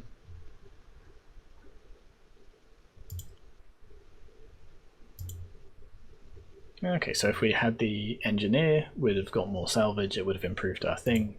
But if we presumably keep doing that throughout the entire story, the engineer dies and we suffer from problems. Yeah, exactly. Okay. So, how do they manage player agency in this case? So it looks like we have a number of somewhat false choices during the initial dialogues where we sort of meet and chat to the crew that lets us role play a bit and sort of decide on our personality even if it doesn't have a mechanical impact. So that's one way of managing agency. So let's take a look at the mark scheme. Let's start at good and work our way out from there. So good would be some interesting choices and attempts to manage player agency. So they're definitely there. Definitely there. So what would an excellent be? Excellent would be interesting choices and an effective system for managing player agency. And I would say it's probably there as well. Like, particularly on the strength of the choices.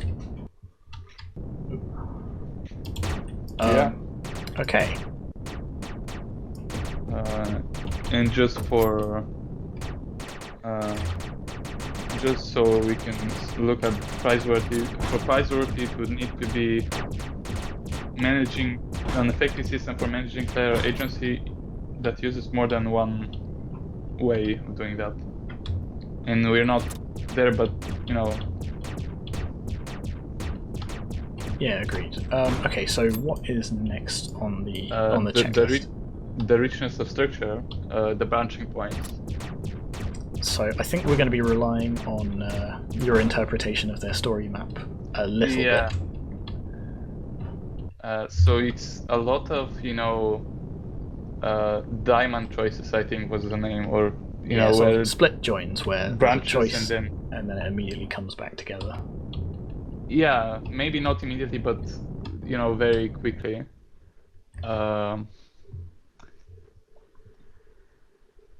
Yeah, if you're very greedy.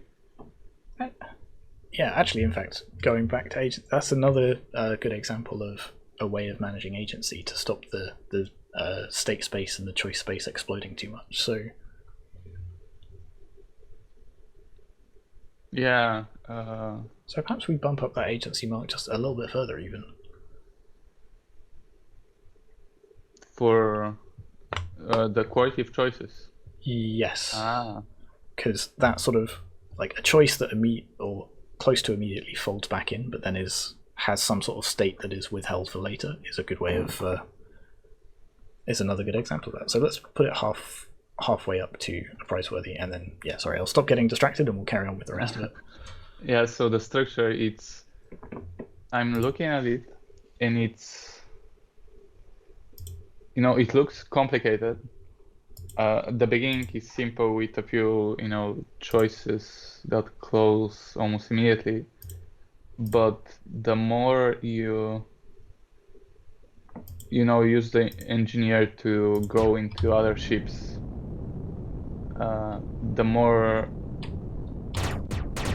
there is a chance that the engineer dies.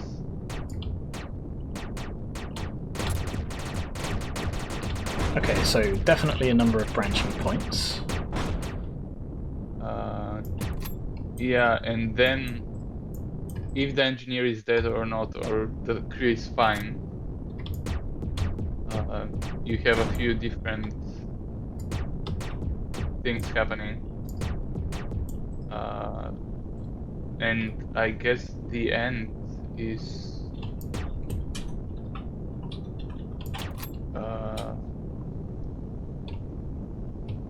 there is a special thing. That's how they call it in the notes. And if you were too greedy, you didn't retrieve that thing, and there's a bad ending. Or if you were okay-ish, or did some bad things but also did some good things, then it's broken. And if you were not greedy at all, then it worked. That thing got from the final boss, and that's the good ending. Okay. So there is let me check. Several branching points. Definitely. Yep, seems that way. And they are throughout the game.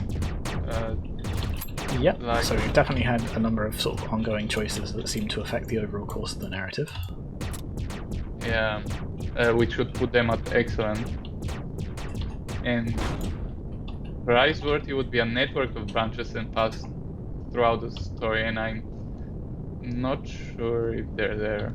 Yeah, I'm not sure either, and like sometimes it's a good thing to sort of say, we'll eschew complexity and sort of like focus on other aspects of the game rather than going for a fully sort of complex branching narrative in that sense. So I think they can be happy with an excellent there. Yeah, so that leads us to the poetics and the narrative and gameplay, how they interact with one another, and are the key mechanics in do they have anything to do with the themes of the story? That might be... don't think they do really. I'm almost wondering if they actually play against each other a little bit, because you are incentivized to. It's tricky. You're incentivized to be greedy and get all of these upgrades to progress. And it's not super hinted at. It's kind of alluded to that if you're putting your engineer in dangerous situations, bad things might happen. But during the actual gameplay itself, it feels like you need a lot of those upgrades. So, yeah, maybe they don't necessarily act against each other.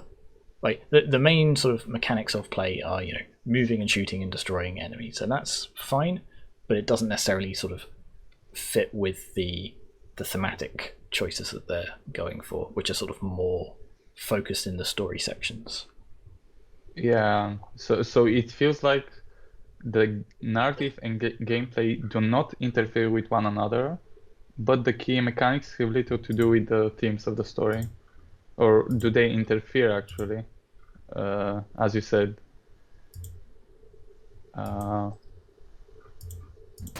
Yeah, what is your opinion on it? Because I think I'm not sure if they interfere. I think they may just be sort of somewhat unconnected. Yeah, that might be more correct to say. It's not that they are in conflict. They're not, say, also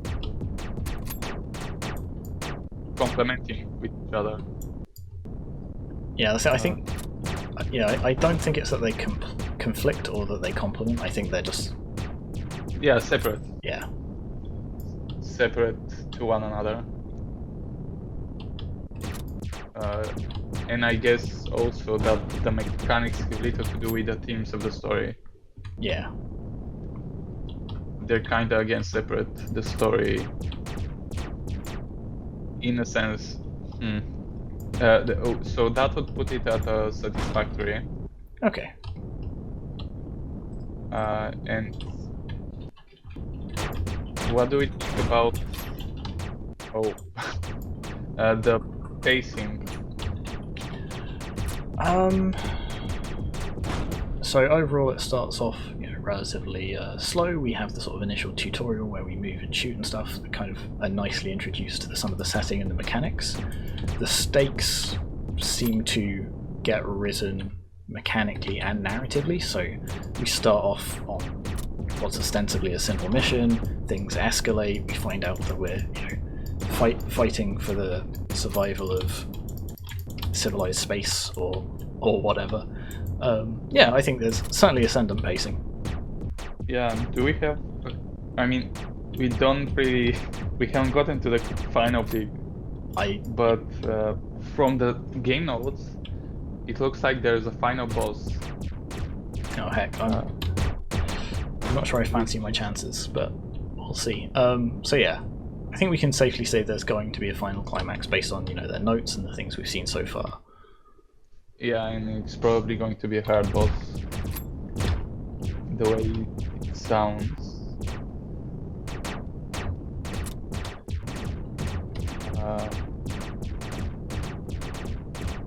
Interesting. Okay, so is there varied pacing in more than one peak? I'm not sure there is. Like, the missions sort of routinely get harder and harder, the narrative stakes keep going up and up. There's not necessarily that sort of interplay of drama that you'd see if, for example, I'm trying to think. You had, for example, this mission where we have to intercept the convoy. If we had to sort of fly along with the convoy for a little bit, in order to do sort of varying both the mechanics and sort of like the dramatic stakes and things like that. Yeah. Yeah, so it does feel like it's at the good level, at least. Yeah. And it's not quite there for excellent with more than one peak. Although I'd say it's getting close to it. Yeah. Wow, I've done it with 6 health. You get an upgrade, you go kill some pirates, and then there's like a small break where you get your health back, you maybe upgrade stuff, and then an even harder pirates, or so in a sense there is, I mean it's ascending, and I don't know if that would count as multiple peaks. Yeah, I think I'm with you on that one. But I'm just wondering if it's just at the good level or maybe in between, because it kind of feels like it could be, if they just did do a bit more, it could have a bit more peaks. I tell you what, let's put them between the two, because the moment-to-moment gameplay is like, they don't necessarily have the variations within the gameplay by itself or the story by itself. They're both sort of going up ascendingly, but because they have the sort of moment of here's some gameplay, here's some story, here's some gameplay, here's some story, that kind of has that thing when put together. Exactly. What about the techniques they've used? So they have a lot of dialogue. Sweet. Yeah, a lot of dialogue. We have these moments of sort of dialogue trees. We have the other moments of sort of just dialogue being fed to us as we're flying around sort of in the actual gameplay spaces. So I think we've got at least 2 techniques there, although they're quite similar. And I mean the part, maybe the ending is also, do you know where exactly? Wait, so you're at the cargo,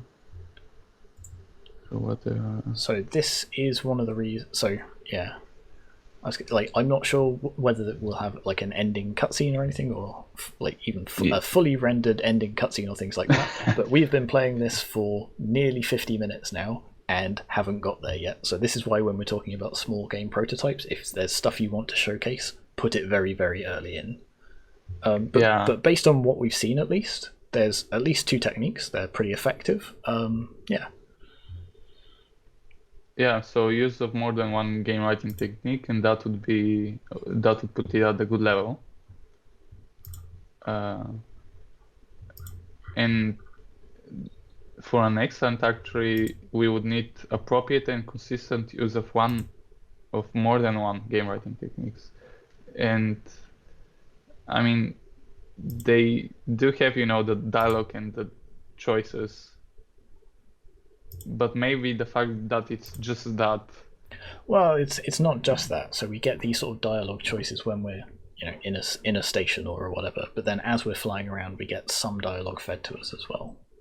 Yeah. So maybe halfway between the 2 then, because like you say, they are quite similar techniques, and one of them is certainly used a lot more than the other, but it is used very well. Yeah, and the final part would be the feedback, which we have given. So the feedback we received in the lab was that for the story, that we should not allow a player to get 100% good ending, and that following the moral of the turtle and the eagle story, getting the good ending should result in some serious story consequences for the player.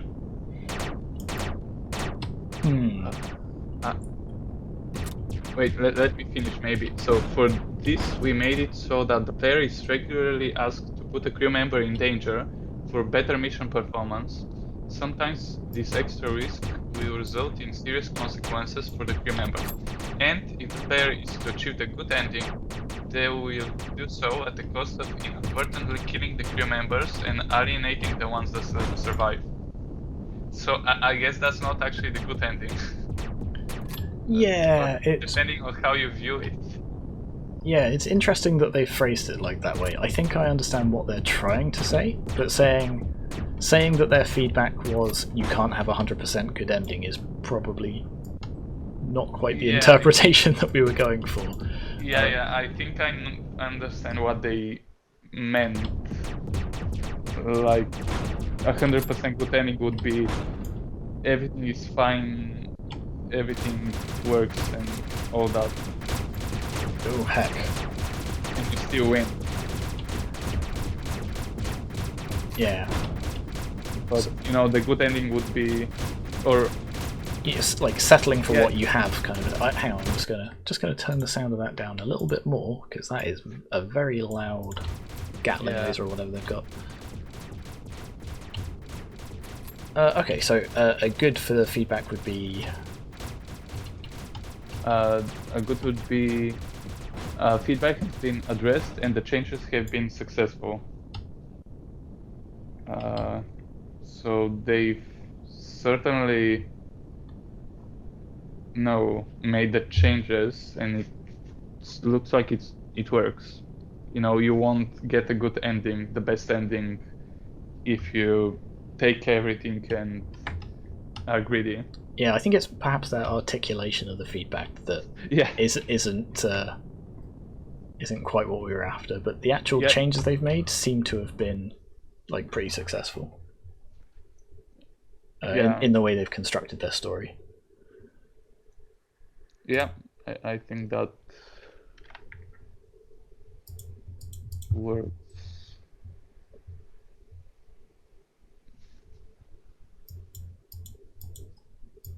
I think that's Is this just the end of the story? Oh no, there it is. There's a little continue button there that was hidden.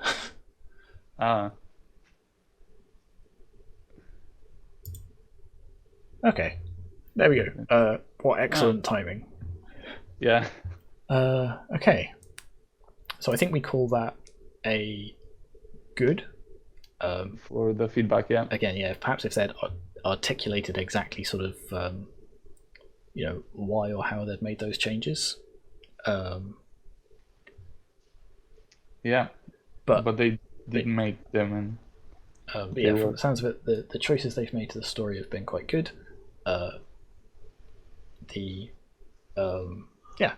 I think they've been relatively successful in those changes. So I think that brings us to the end of this game. Let's move on to the next one. Okay, and this is Town of Groundhog. So already this looks and sounds absolutely gorgeous. I really love the background, the character, the little fiery particle effects. I think that's a really nice touch. And we've also got some integrated tutorial stuff, which is really, really great to see. So A and D, do a little jaunty dance, I guess. Yeah. There we go. Making sure that not only do we know what jump is, but making sure that we actually use it before we proceed. Ooh, there's a little jumpy noise as well.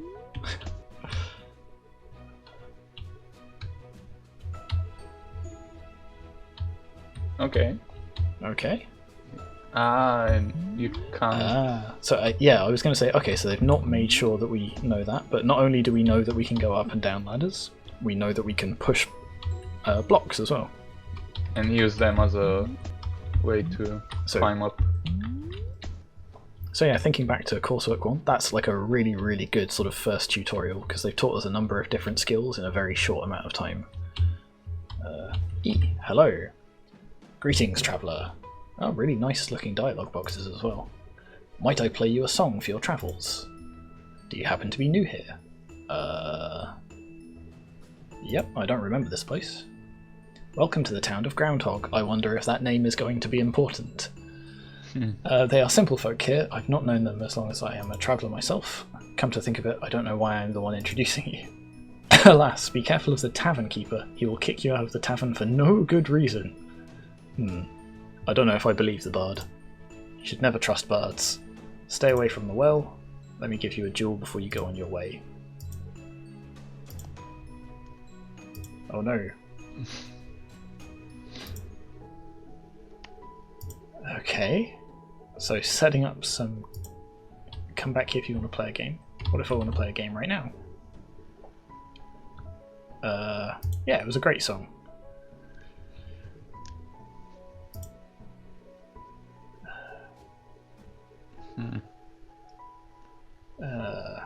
I've always wanted a loot. Sure, let's play a quick game before we go somewhere else.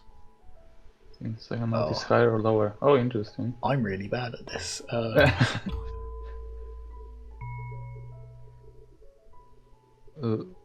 Was it lower? I'm gonna say, Oh no, no, never mind.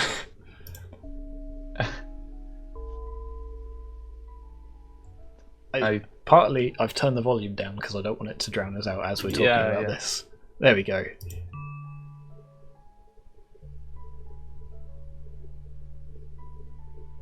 I can't hear the second note. Let's just go with lower. There we go. 2 out of 3. Ooh. Close enough. Definitely not 50-50 chance. There we go. So we've got a loot. He's technically still got one, but I will. Okay. Ooh. So we can also go inside buildings. I love the little rat just sat on the... Oh wow. Oh, there's a bunch of them. You, my friend, have lots of rats.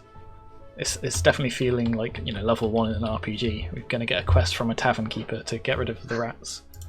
Yeah. Is that an instrument?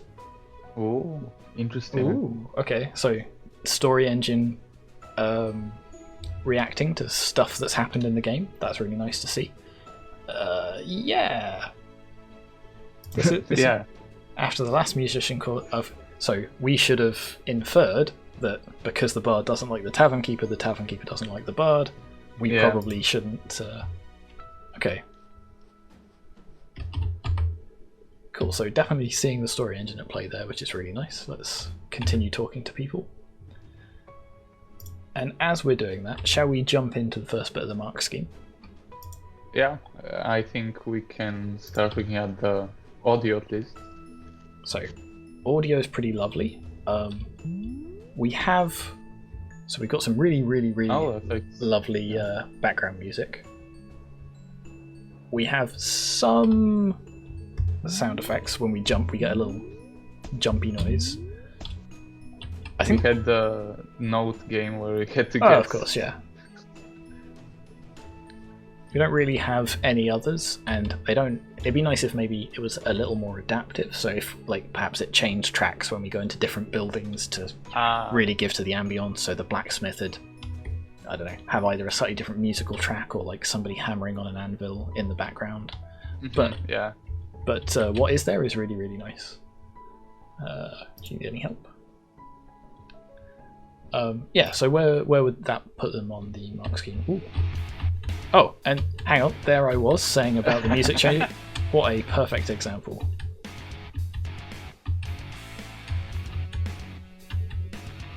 Am I playing Blacksmith Hero? I love it. Wow. It's a bit of a jarring change from one to the other, but okay. Yeah. So yeah, I mean, what would a good for audio be? So good would be complementary audio effects and music, which seems to be there. Yeah, and for excellent would be complementary and appealing effects and music, and I think they're appealing from what I can hear. I would say the effects are perhaps a bit lacking. Or maybe it's more later in the game. Who knows? Yeah, well, we can revisit it if it is. But I think otherwise they're maybe halfway between the two. Yeah, maybe. Sounds about right. And I think graphics-wise, it's quite appealing. Like, it's consistent. Graphics are consistent, effective from the looks of it, and can you climb up? I was just wondering if I could climb up there and steal that box, but I don't seem to be able to. So. Oh, interesting. But yeah, otherwise, like, it's a really nicely chosen asset set. So I'm sure they haven't drawn all of this by hand, but they put it together in a really nice way. Particularly like the little interface pop-ups and things like that. So again, what would a good be? A good would be consistent and effective graphics. Wow. It's an expensive steak. Okay, and I think the graphics are probably there. Yeah, and for an excellent, we would need appealing graphics. As well, consistent and effective.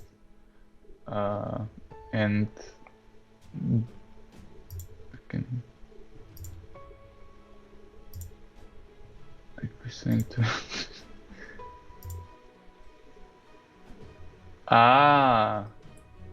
The blacksmith, yeah.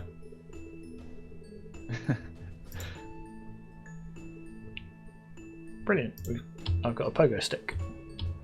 Huh, interesting. Okay, yeah. So would we say the graphics are thematically resonant?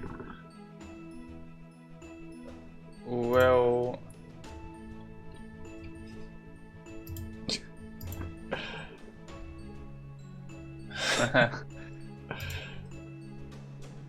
oh wow. I'll fixate them. Ah, interesting.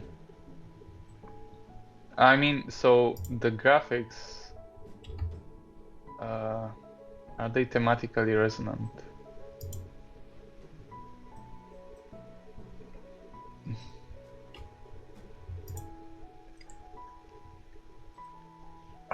So what theme do we think they're going for? So again, I spoke to them during development, so I think I know which one it is.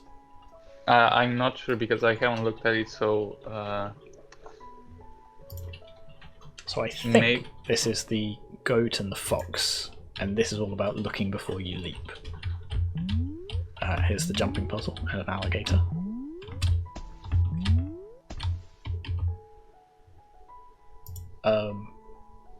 So do we feel that the sort of, the graphic sort of really lends itself to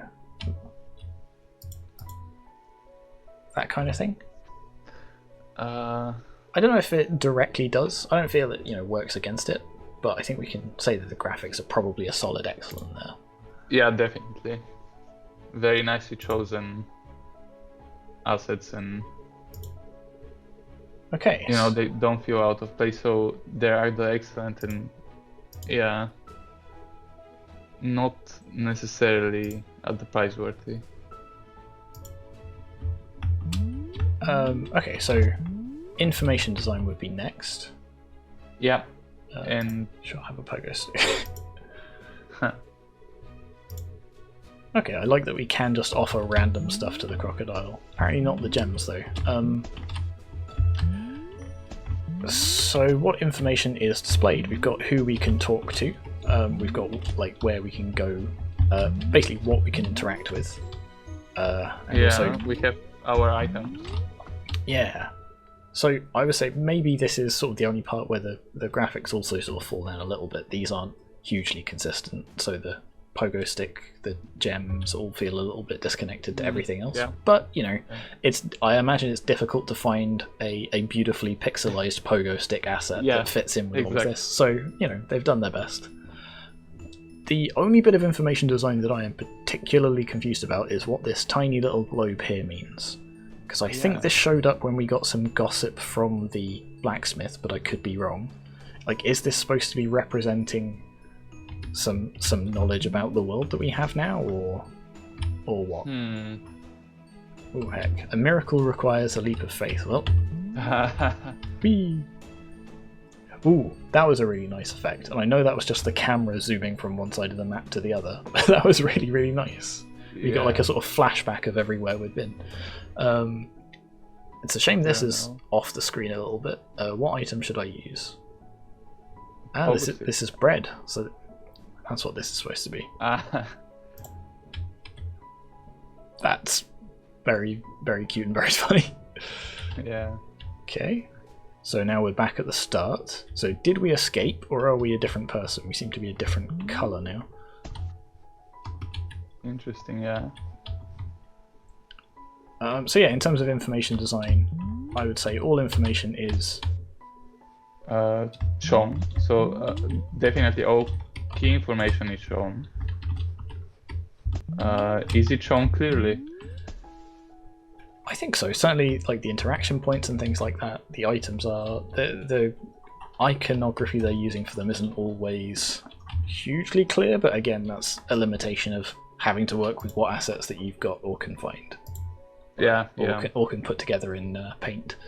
I've been here a few times. I thought I recognised you.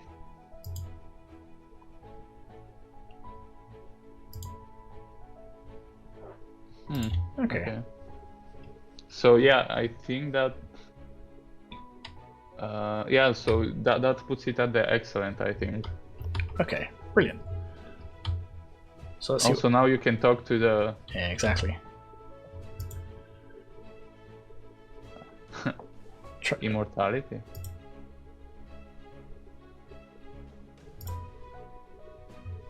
He said to be careful death. Oh, interesting. So that's why we threw ourselves off the top of it. That makes a lot more sense now. Yeah. Mind you, nobody seems to come back. They must be very happy. Aww. Sure, I will do you a favour.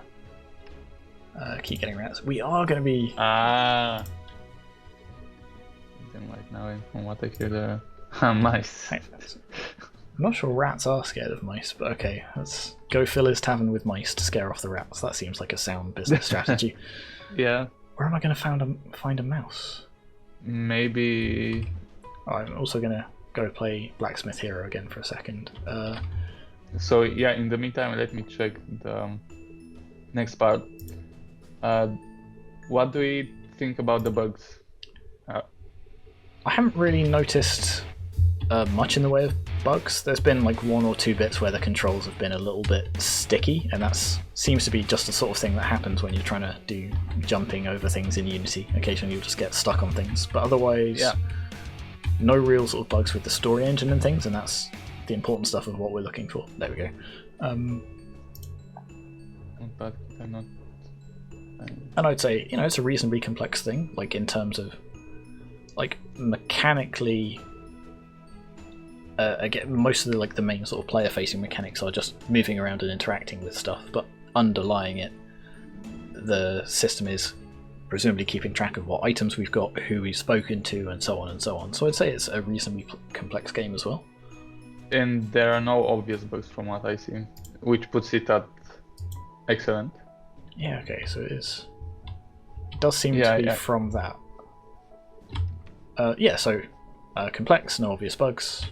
I think that's what we say about it. And yeah, so the controls as well, a bit sticky, but yeah, mostly fine. Like overall smooth and usable. And intuitive, maybe. That's interesting. Yeah, intuitive. Again, like it's a relatively simple set of controls is the thing. Like it's, you know, moving, jumping, interacting. Would that put them between good and excellent? What would they need to do to hit the excellent? Well, for excellent it would be a reasonable set of intuitive and smooth usable controls. Yeah, I think it probably would. What do you think? Yeah, there's definitely, from what I see, smooth usable controls, and they are mostly intuitive, but yeah, maybe not exactly there, or maybe actually. I mean, what are the controls? You can click, jump, go up ladders, push boxes, or that's actually not a control, but and press E to interact. So yeah, I just noticed that pushing boxes thing hasn't really come up again.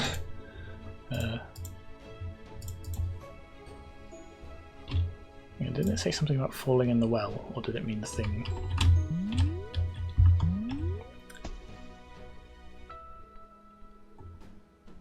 oh, maybe you could. Oh, wait, where did you get the bread from?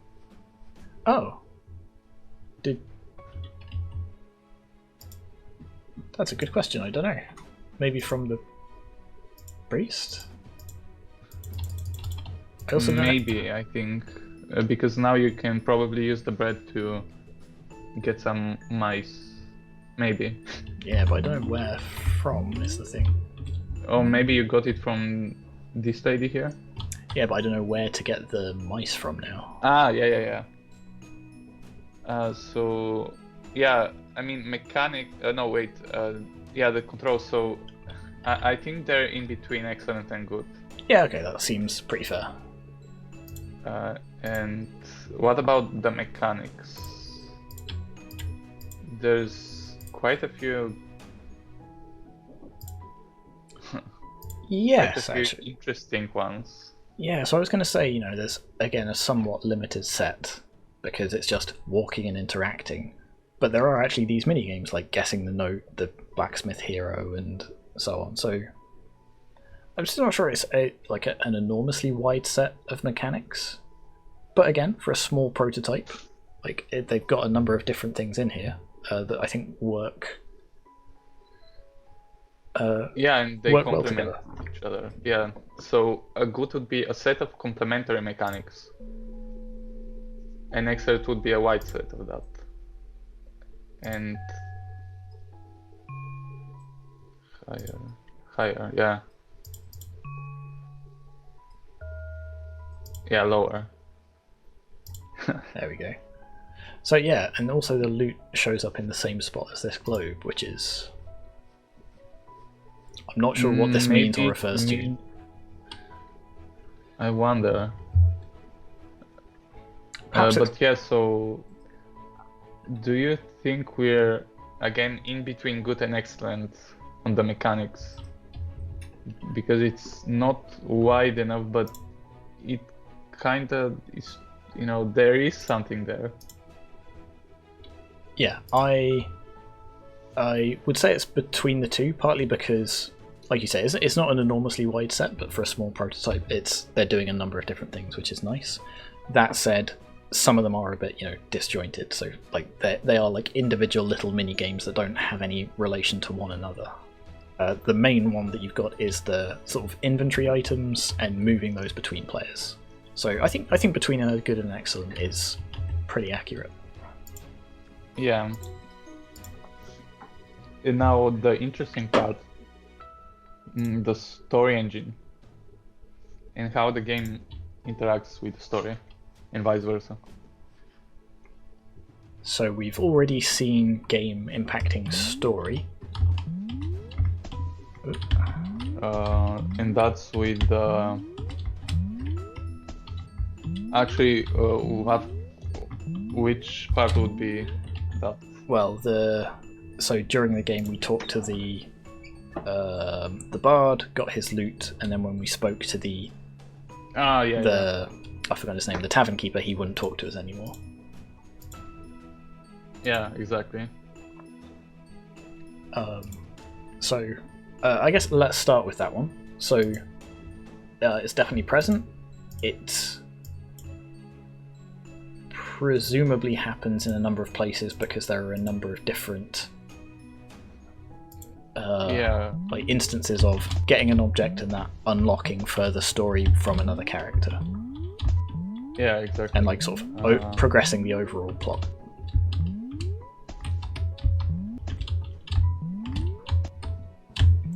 Yeah, exactly. So I'm looking at the diagram they've given, and it does look like there's quite a few parts where... And I'm kind of curious as to whether it will happen just within each loop or sort of across loops every time I sort of throw myself off this cliff. Aha! Huh.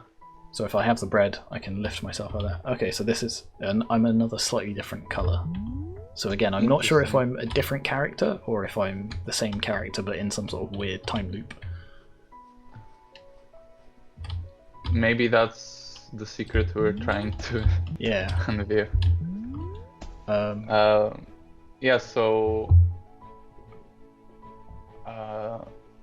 the game. So that's what we were talking about. The game world interacting with the story, and let's see a number of examples.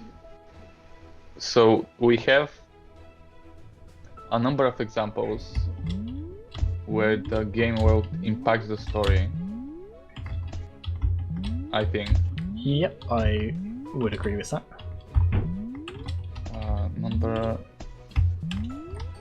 And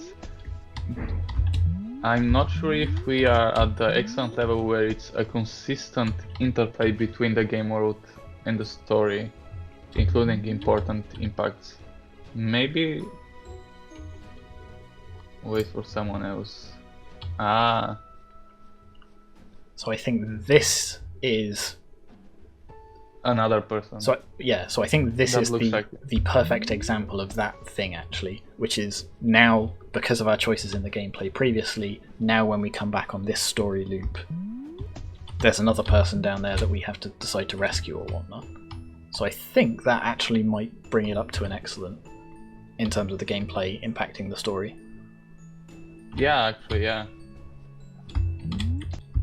So the problem is the gameplay and story choices are so kind of not differentiated, if you like. They're so closely linked, it's almost difficult to say which one is one affecting the other. So actually, I tell you what, let's have a quick look at their game notes and see which they say is the impact it's had. Okay, yeah, that's a good idea. So, how does the gameplay inform the story? By making choices about which items to collect, which to give away, and which to skip entirely, the player is able to affect the outcome of the story. The choices the player makes and the way they play the game directly affects how the game ends. The player can explore the town as much or as little as they like before continuing, but afterwards we will not be able to turn back. This reinforces the moral of the fable this game was originally based on, of looking before you leap, and adds to the narrative of the story. Yeah, so that's how the gameplay informs the story. And by gameplay, you know, they mean the choices that you make in the game itself, either skipping, taking items, giving away items, and all of that. Okay. And exploring the game, the town. So, what about story to game then? So how does the story inform the gameplay? The characters of the world each have items that might be helpful to the player, and relationships with each other that can inform what the player is able to access. By getting friendly with the noisy bard, you may upset the tavern keeper. The overall narrative of the game also informs the gameplay, as the use of the player returning after the end of the story encourages the player to try new ways through the game each time. There we go, so there's our previous...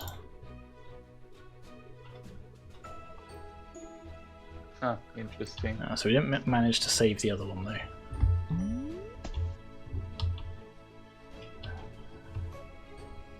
Yeah, so let's see. So it's tricky because like they are very closely sort of interleaved. So on the one hand, like the choices that you make within gameplay locks off additional parts of gameplay, but it also impacts the story because it impacts the way that people talk to you about it. And likewise, like the same, that when you talk to a certain person sort of within the context of the narrative, it affects the other bits of the narrative and which bits you can get through. Yeah. So, let me look at the... so there's... so let's look at the... at least the satisfactory level for both would be some examples of where the game world impacts the story, or vice versa. And I think... I'd say it's certainly there at least. Yeah, there are examples of that. And yeah, the way you said how they're so closely linked maybe makes it harder for us to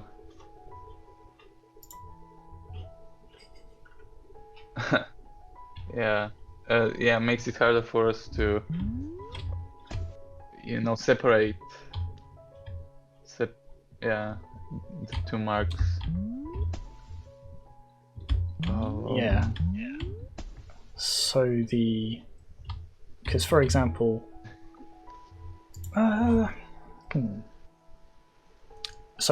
if we're talking to the blacksmith and we do well at his minigame, we effectively take one story branch. If we do poorly, we presumably take the other. Likewise for this. So yeah, I would say What would a good, for example, on this be? So good for the game world to the story, and the story to the game world, I guess, would be a number of examples of where the game world impacts the story, or vice versa. So a number of examples. And yeah, I think it's probably there for both as well. Yeah, and the excellent would be a consistent interplay between the game world and the story, and vice versa. I mean, yeah, the way they're so closely linked together, it feels like it's, consistent interplay. And I guess you could kind of make a case about, for example, if you take the loot from the bar and then the tavern, you won't get the quest for the mice, for example. Yeah, so it it locks off both. It locks off sort of a chunk of story. Yeah, and again, that's like a very nice way to do it with the story engine, where where immediately your choice in the game affects the story in some way. And I guess the only part we need to think about is it a consistent interplay between the two? I think we have to say that it probably is, yeah. Yeah, it definitely feels... the jewels. Okay, I was hoping for the rope, to be honest. That felt like it was going to come in handy, but I guess I can give this to the crocodile. Probably. And then I'm not sure what I'll get for that, but... See, that's the thing, the puzzles themselves aren't, like, inherently, challenging, but the fact that you have this sort of looping structure where you get to sort of almost explore the underlying narrative engine to try and find all of the paths through it is kind of compelling. Yeah. So what do you think? Is it an excellent for both the game world to story and story to game world? I think we say yes.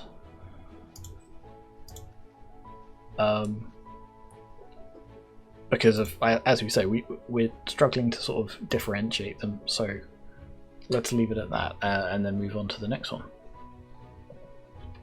Yeah, so the next one would be the agency, and by that we have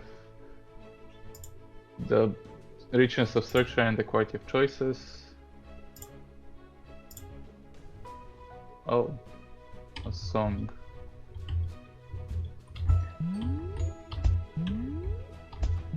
But I gave away the loot. And I had to give away the loot to get the... Is that why I get this icon over the loot? Because it's a song that I can play using the loot? Maybe. That's actually... Yeah, I'm not 100% sure it's the thing. They mentioned that somewhere in the notes, I think. Let me just quickly check. Playing the earthquake song. There's an earthquake song? I haven't got an earthquake song yet. Yeah, there's...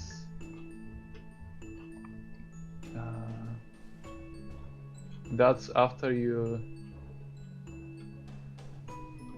jump in the reservoir at the end, I think.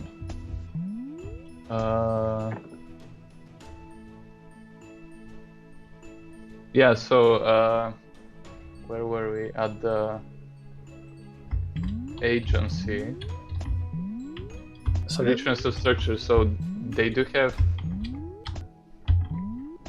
quite a few, or at least it feels like they have branching points. Yeah, At least, definitely a lot of several. branches.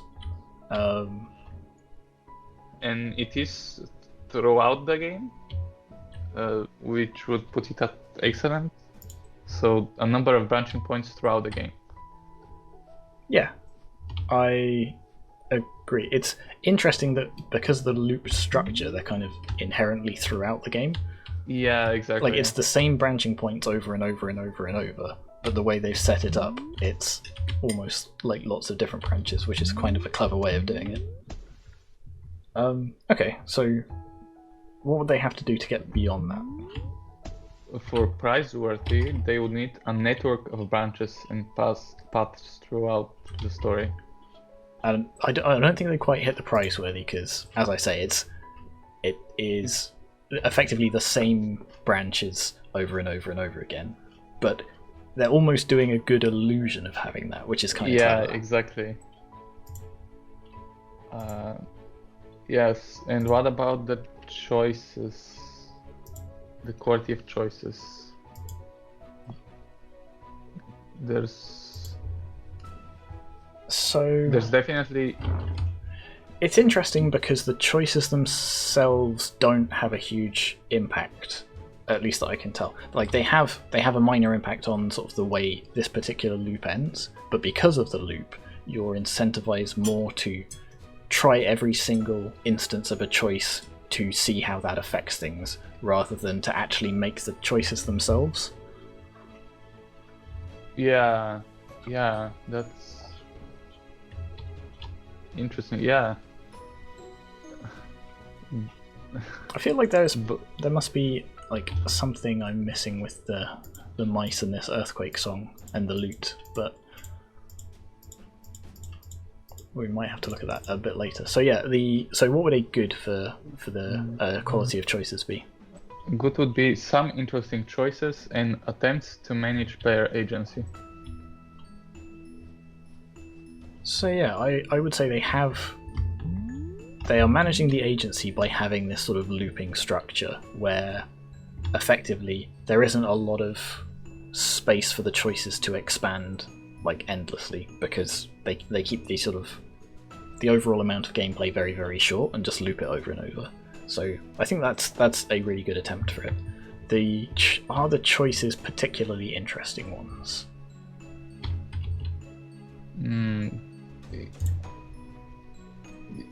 I think there's definitely. Yeah, I think they are.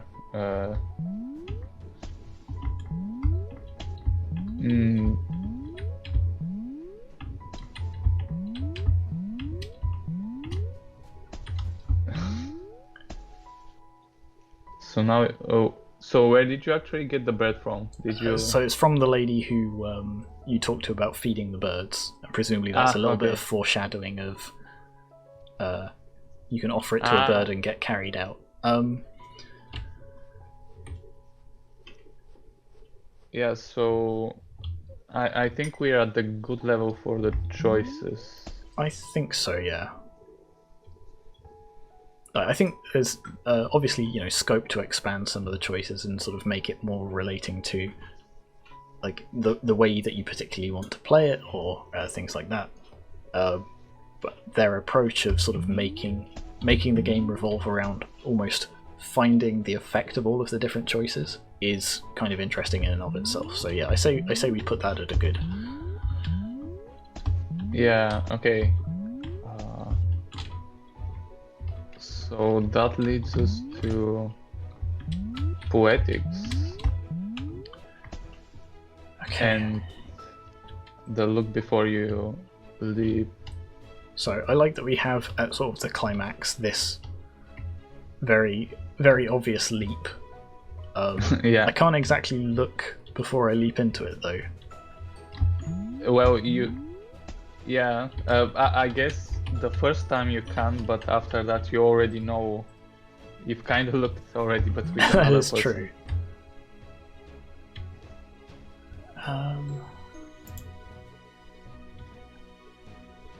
Also, I guess now is an excellent time to ask, does it mention in their game notes whether this game actually ends, or do we just keep playing and looping forever? Is there actually an end state or a goal that we're aiming for? Presumably we want to become immortal, but... So the player has come to the town of Groundhog in search of immortality, but their greed leaves them stuck at the bottom of a reservoir.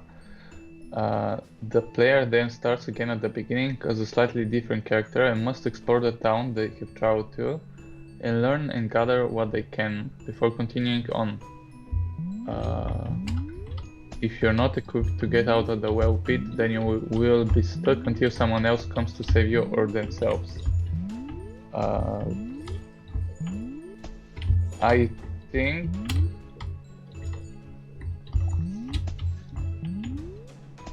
so. It doesn't sound like there's an end goal or state other than they expect you to get stuck in there the first time, whereas we didn't. Oh, there's only one of us stuck this time. Or rather, only... I was expecting it to be full of them by now. So they were expecting us to get stuck there the first time and then have to escape the second time, whereas we sort of accidentally escaped straight away.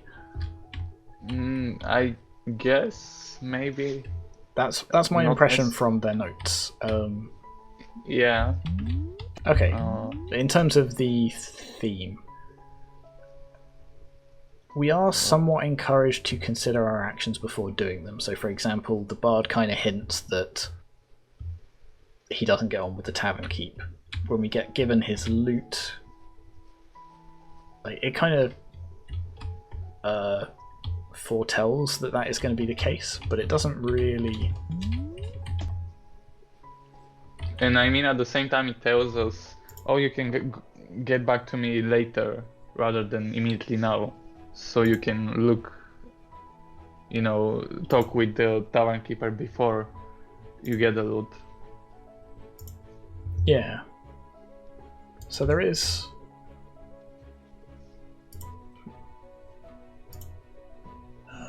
sorry, just trying this dialogue choice again. Yeah. So I guess again, let's turn to the mark scheme and see what discussion that sparks. So what would a good be? A good would be narrative and gameplay complement one another, as the key mechanics are in keeping with the themes of the story. And I kind of think it is there because the overall mechanics, which seem to be, talking to certain people locks off certain other options, or vice versa. So to an extent, there is that idea of considering your actions before doing them. I don't think all of the mechanics fully support them because there isn't necessarily a way to sort of see those consequences ahead of time and plan for them. But then again, because of the looping structure, you have that sort of built into it as well. So you might not see it the first time you try it, so that you try it again and you have that prior knowledge. Yeah. So I think it probably is at a good level. Yeah. I guess the fact that you loop kind of is a mechanic in itself, and that's it helps with the loop before you leap. Because we can say that the first loop would be you looking, and then the second one is you leaping. Yeah. Yeah. So yeah, so I think we can say they're safely at a good then. What do you think? What does the mark scheme say would take them to an excellent? An excellent would be narrative and gameplay support one another, as the mechanics emphasize the themes of the story. So it's getting there. I'm not sure it's fully there. Yeah, it feels like it's not exactly there, but it feels close, as you said. Alright, do you think perhaps halfway between the two for that? I think that's fair. I really get the feeling that we're supposed to get up this ladder and get to that box for some reason. Maybe... Is there any box that you can push? Or can you click on the pogo stick, maybe? No. Ooh. The pogo stick. No. Trying the number keys doesn't seem to work because that ladder just looks Yeah, like it can be climbed. Not to mention the box on top of it as well looks like it's... Maybe there's something we can do. Let me check the game notes actually, quickly.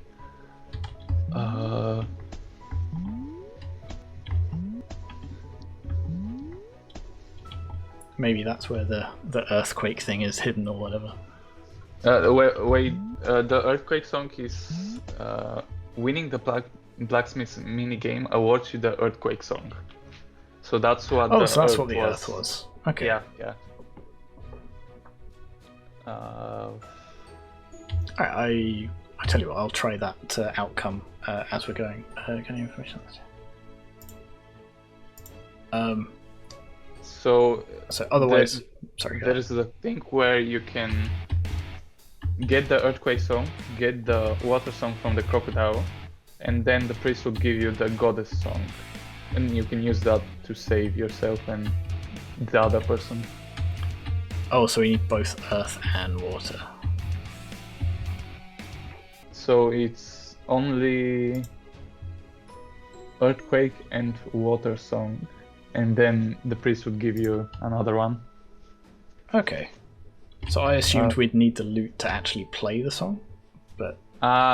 yeah, probably. Yeah, because... But you have to give the lute up to get the water song. Is it... Maybe there's something else that we can give? Oh, well, I'll try it. Let's carry on with the mark scheme as well. Yeah. So we were at the pacing. Okay, so... Ooh, that's interesting, because the fact that it's a loop, I would say kind of... Yeah, there's no final... It distorts the pacing a bit. Like, unless the ultimate goal is to get the, the best ending, and that's the goddess song or whatever, and that helps rescue us and actually gives us some sort of resolution, I would say the pacing struggles. So does... Yeah. Do their notes mention that the game has an end? I don't think so. From what I read.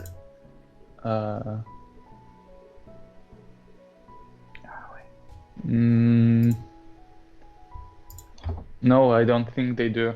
Okay, in which case there is... I always feel like we've got to say that the pacing is somewhat flat then. It's difficult.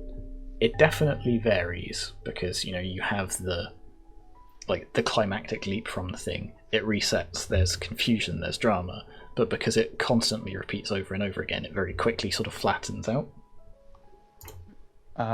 Yeah, I see what you mean.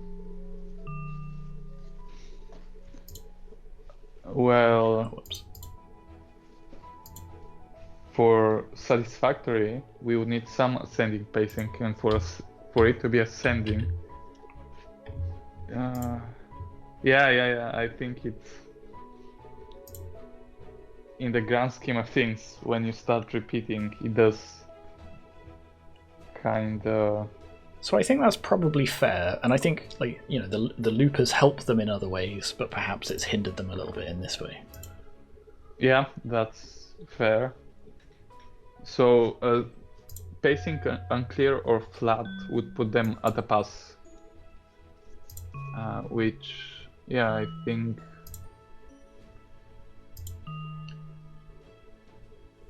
it's there. What do you think about the techniques used? So we have the dialogues between all the different NPCs, arguably some sort of forms of environmental storytelling with the stuff within the place and sort of I guess the things that are somewhat drip fed to us. We also have the in-game event, if you like, where right at the end when we make our choice, something happens, whether we're carried away by the bird or we pull out the pogo stick. Control is taken away from us as the player and something plays out to show what happens. I think that's kind of a nice touch as well. So yeah, a couple of different techniques. One of them, again, perhaps used more than the others, but used quite effectively.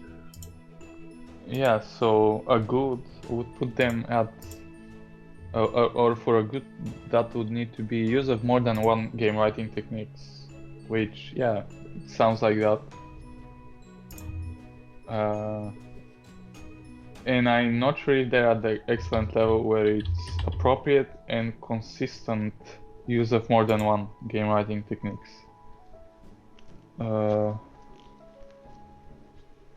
Because they're using one game writing technique quite a lot, and the other is just at the end, just a bit. Yeah, I agree. Used for a bit. So I think that puts them at the good level. Okay. And I guess the final one would be the feedback, which I'll look at now. So we were recommended in the feedback sessions to make sure that information was clearly signposted to the player, since our game uses a lot of interplay between characters to inform the branches of the story. We try to implement this by having characters give obvious hints to their relationship with other characters, and by incorporating some environmental storytelling. And I think they've done a good job with that. Yes. Oh, did you talk to the priest? I am about to talk to the priest now that I've got these two songs. Aha.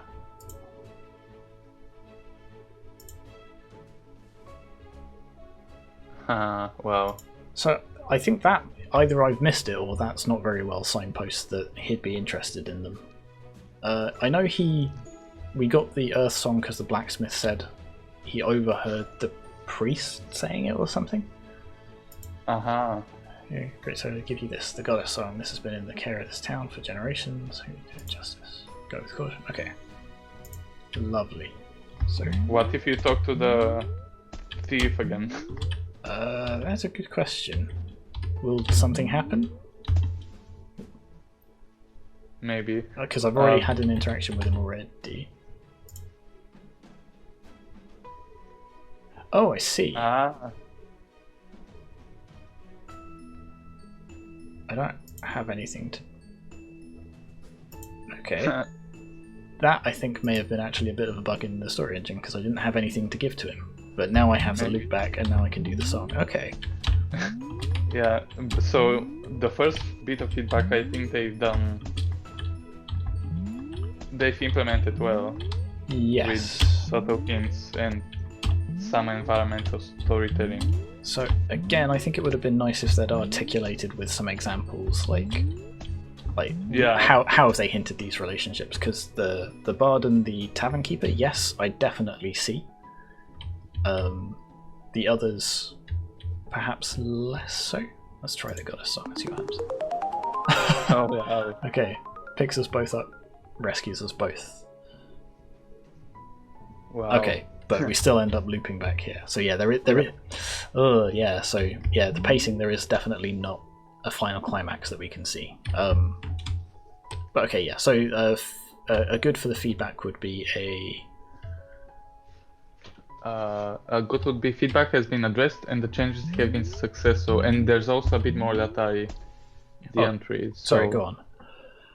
We were also reminded to make sure that there would be multiple ways to get hold of important items and give the player more agency. For example, there are multiple routes of dialogue you can take with the thief character to get the items you need from them, depending on which other items or branches you have taken so far. The player has a choice in how to get to various items and a choice in which items to go for first. The player can choose to skip items, and this all has an effect on the end of the story. The end of the story. Well, I think they mean the bit where you're in a cave rather than the end. Yeah. Okay, so yeah, I would say they've made some changes and they've been successful. Yeah, and I think again perhaps they've maybe not been as successful as they could have been, because, as we've said, some of the signposting perhaps wasn't super clear to us as other bits of it. But otherwise, yeah, I think that's a pretty good. Yeah, exactly. And I think that's all. Cool. Yeah, that's everything for this game, and this is our last game for this video. So yeah, thank you all for watching, and we'll see you again for another video very soon. Bye bye. Yeah, bye.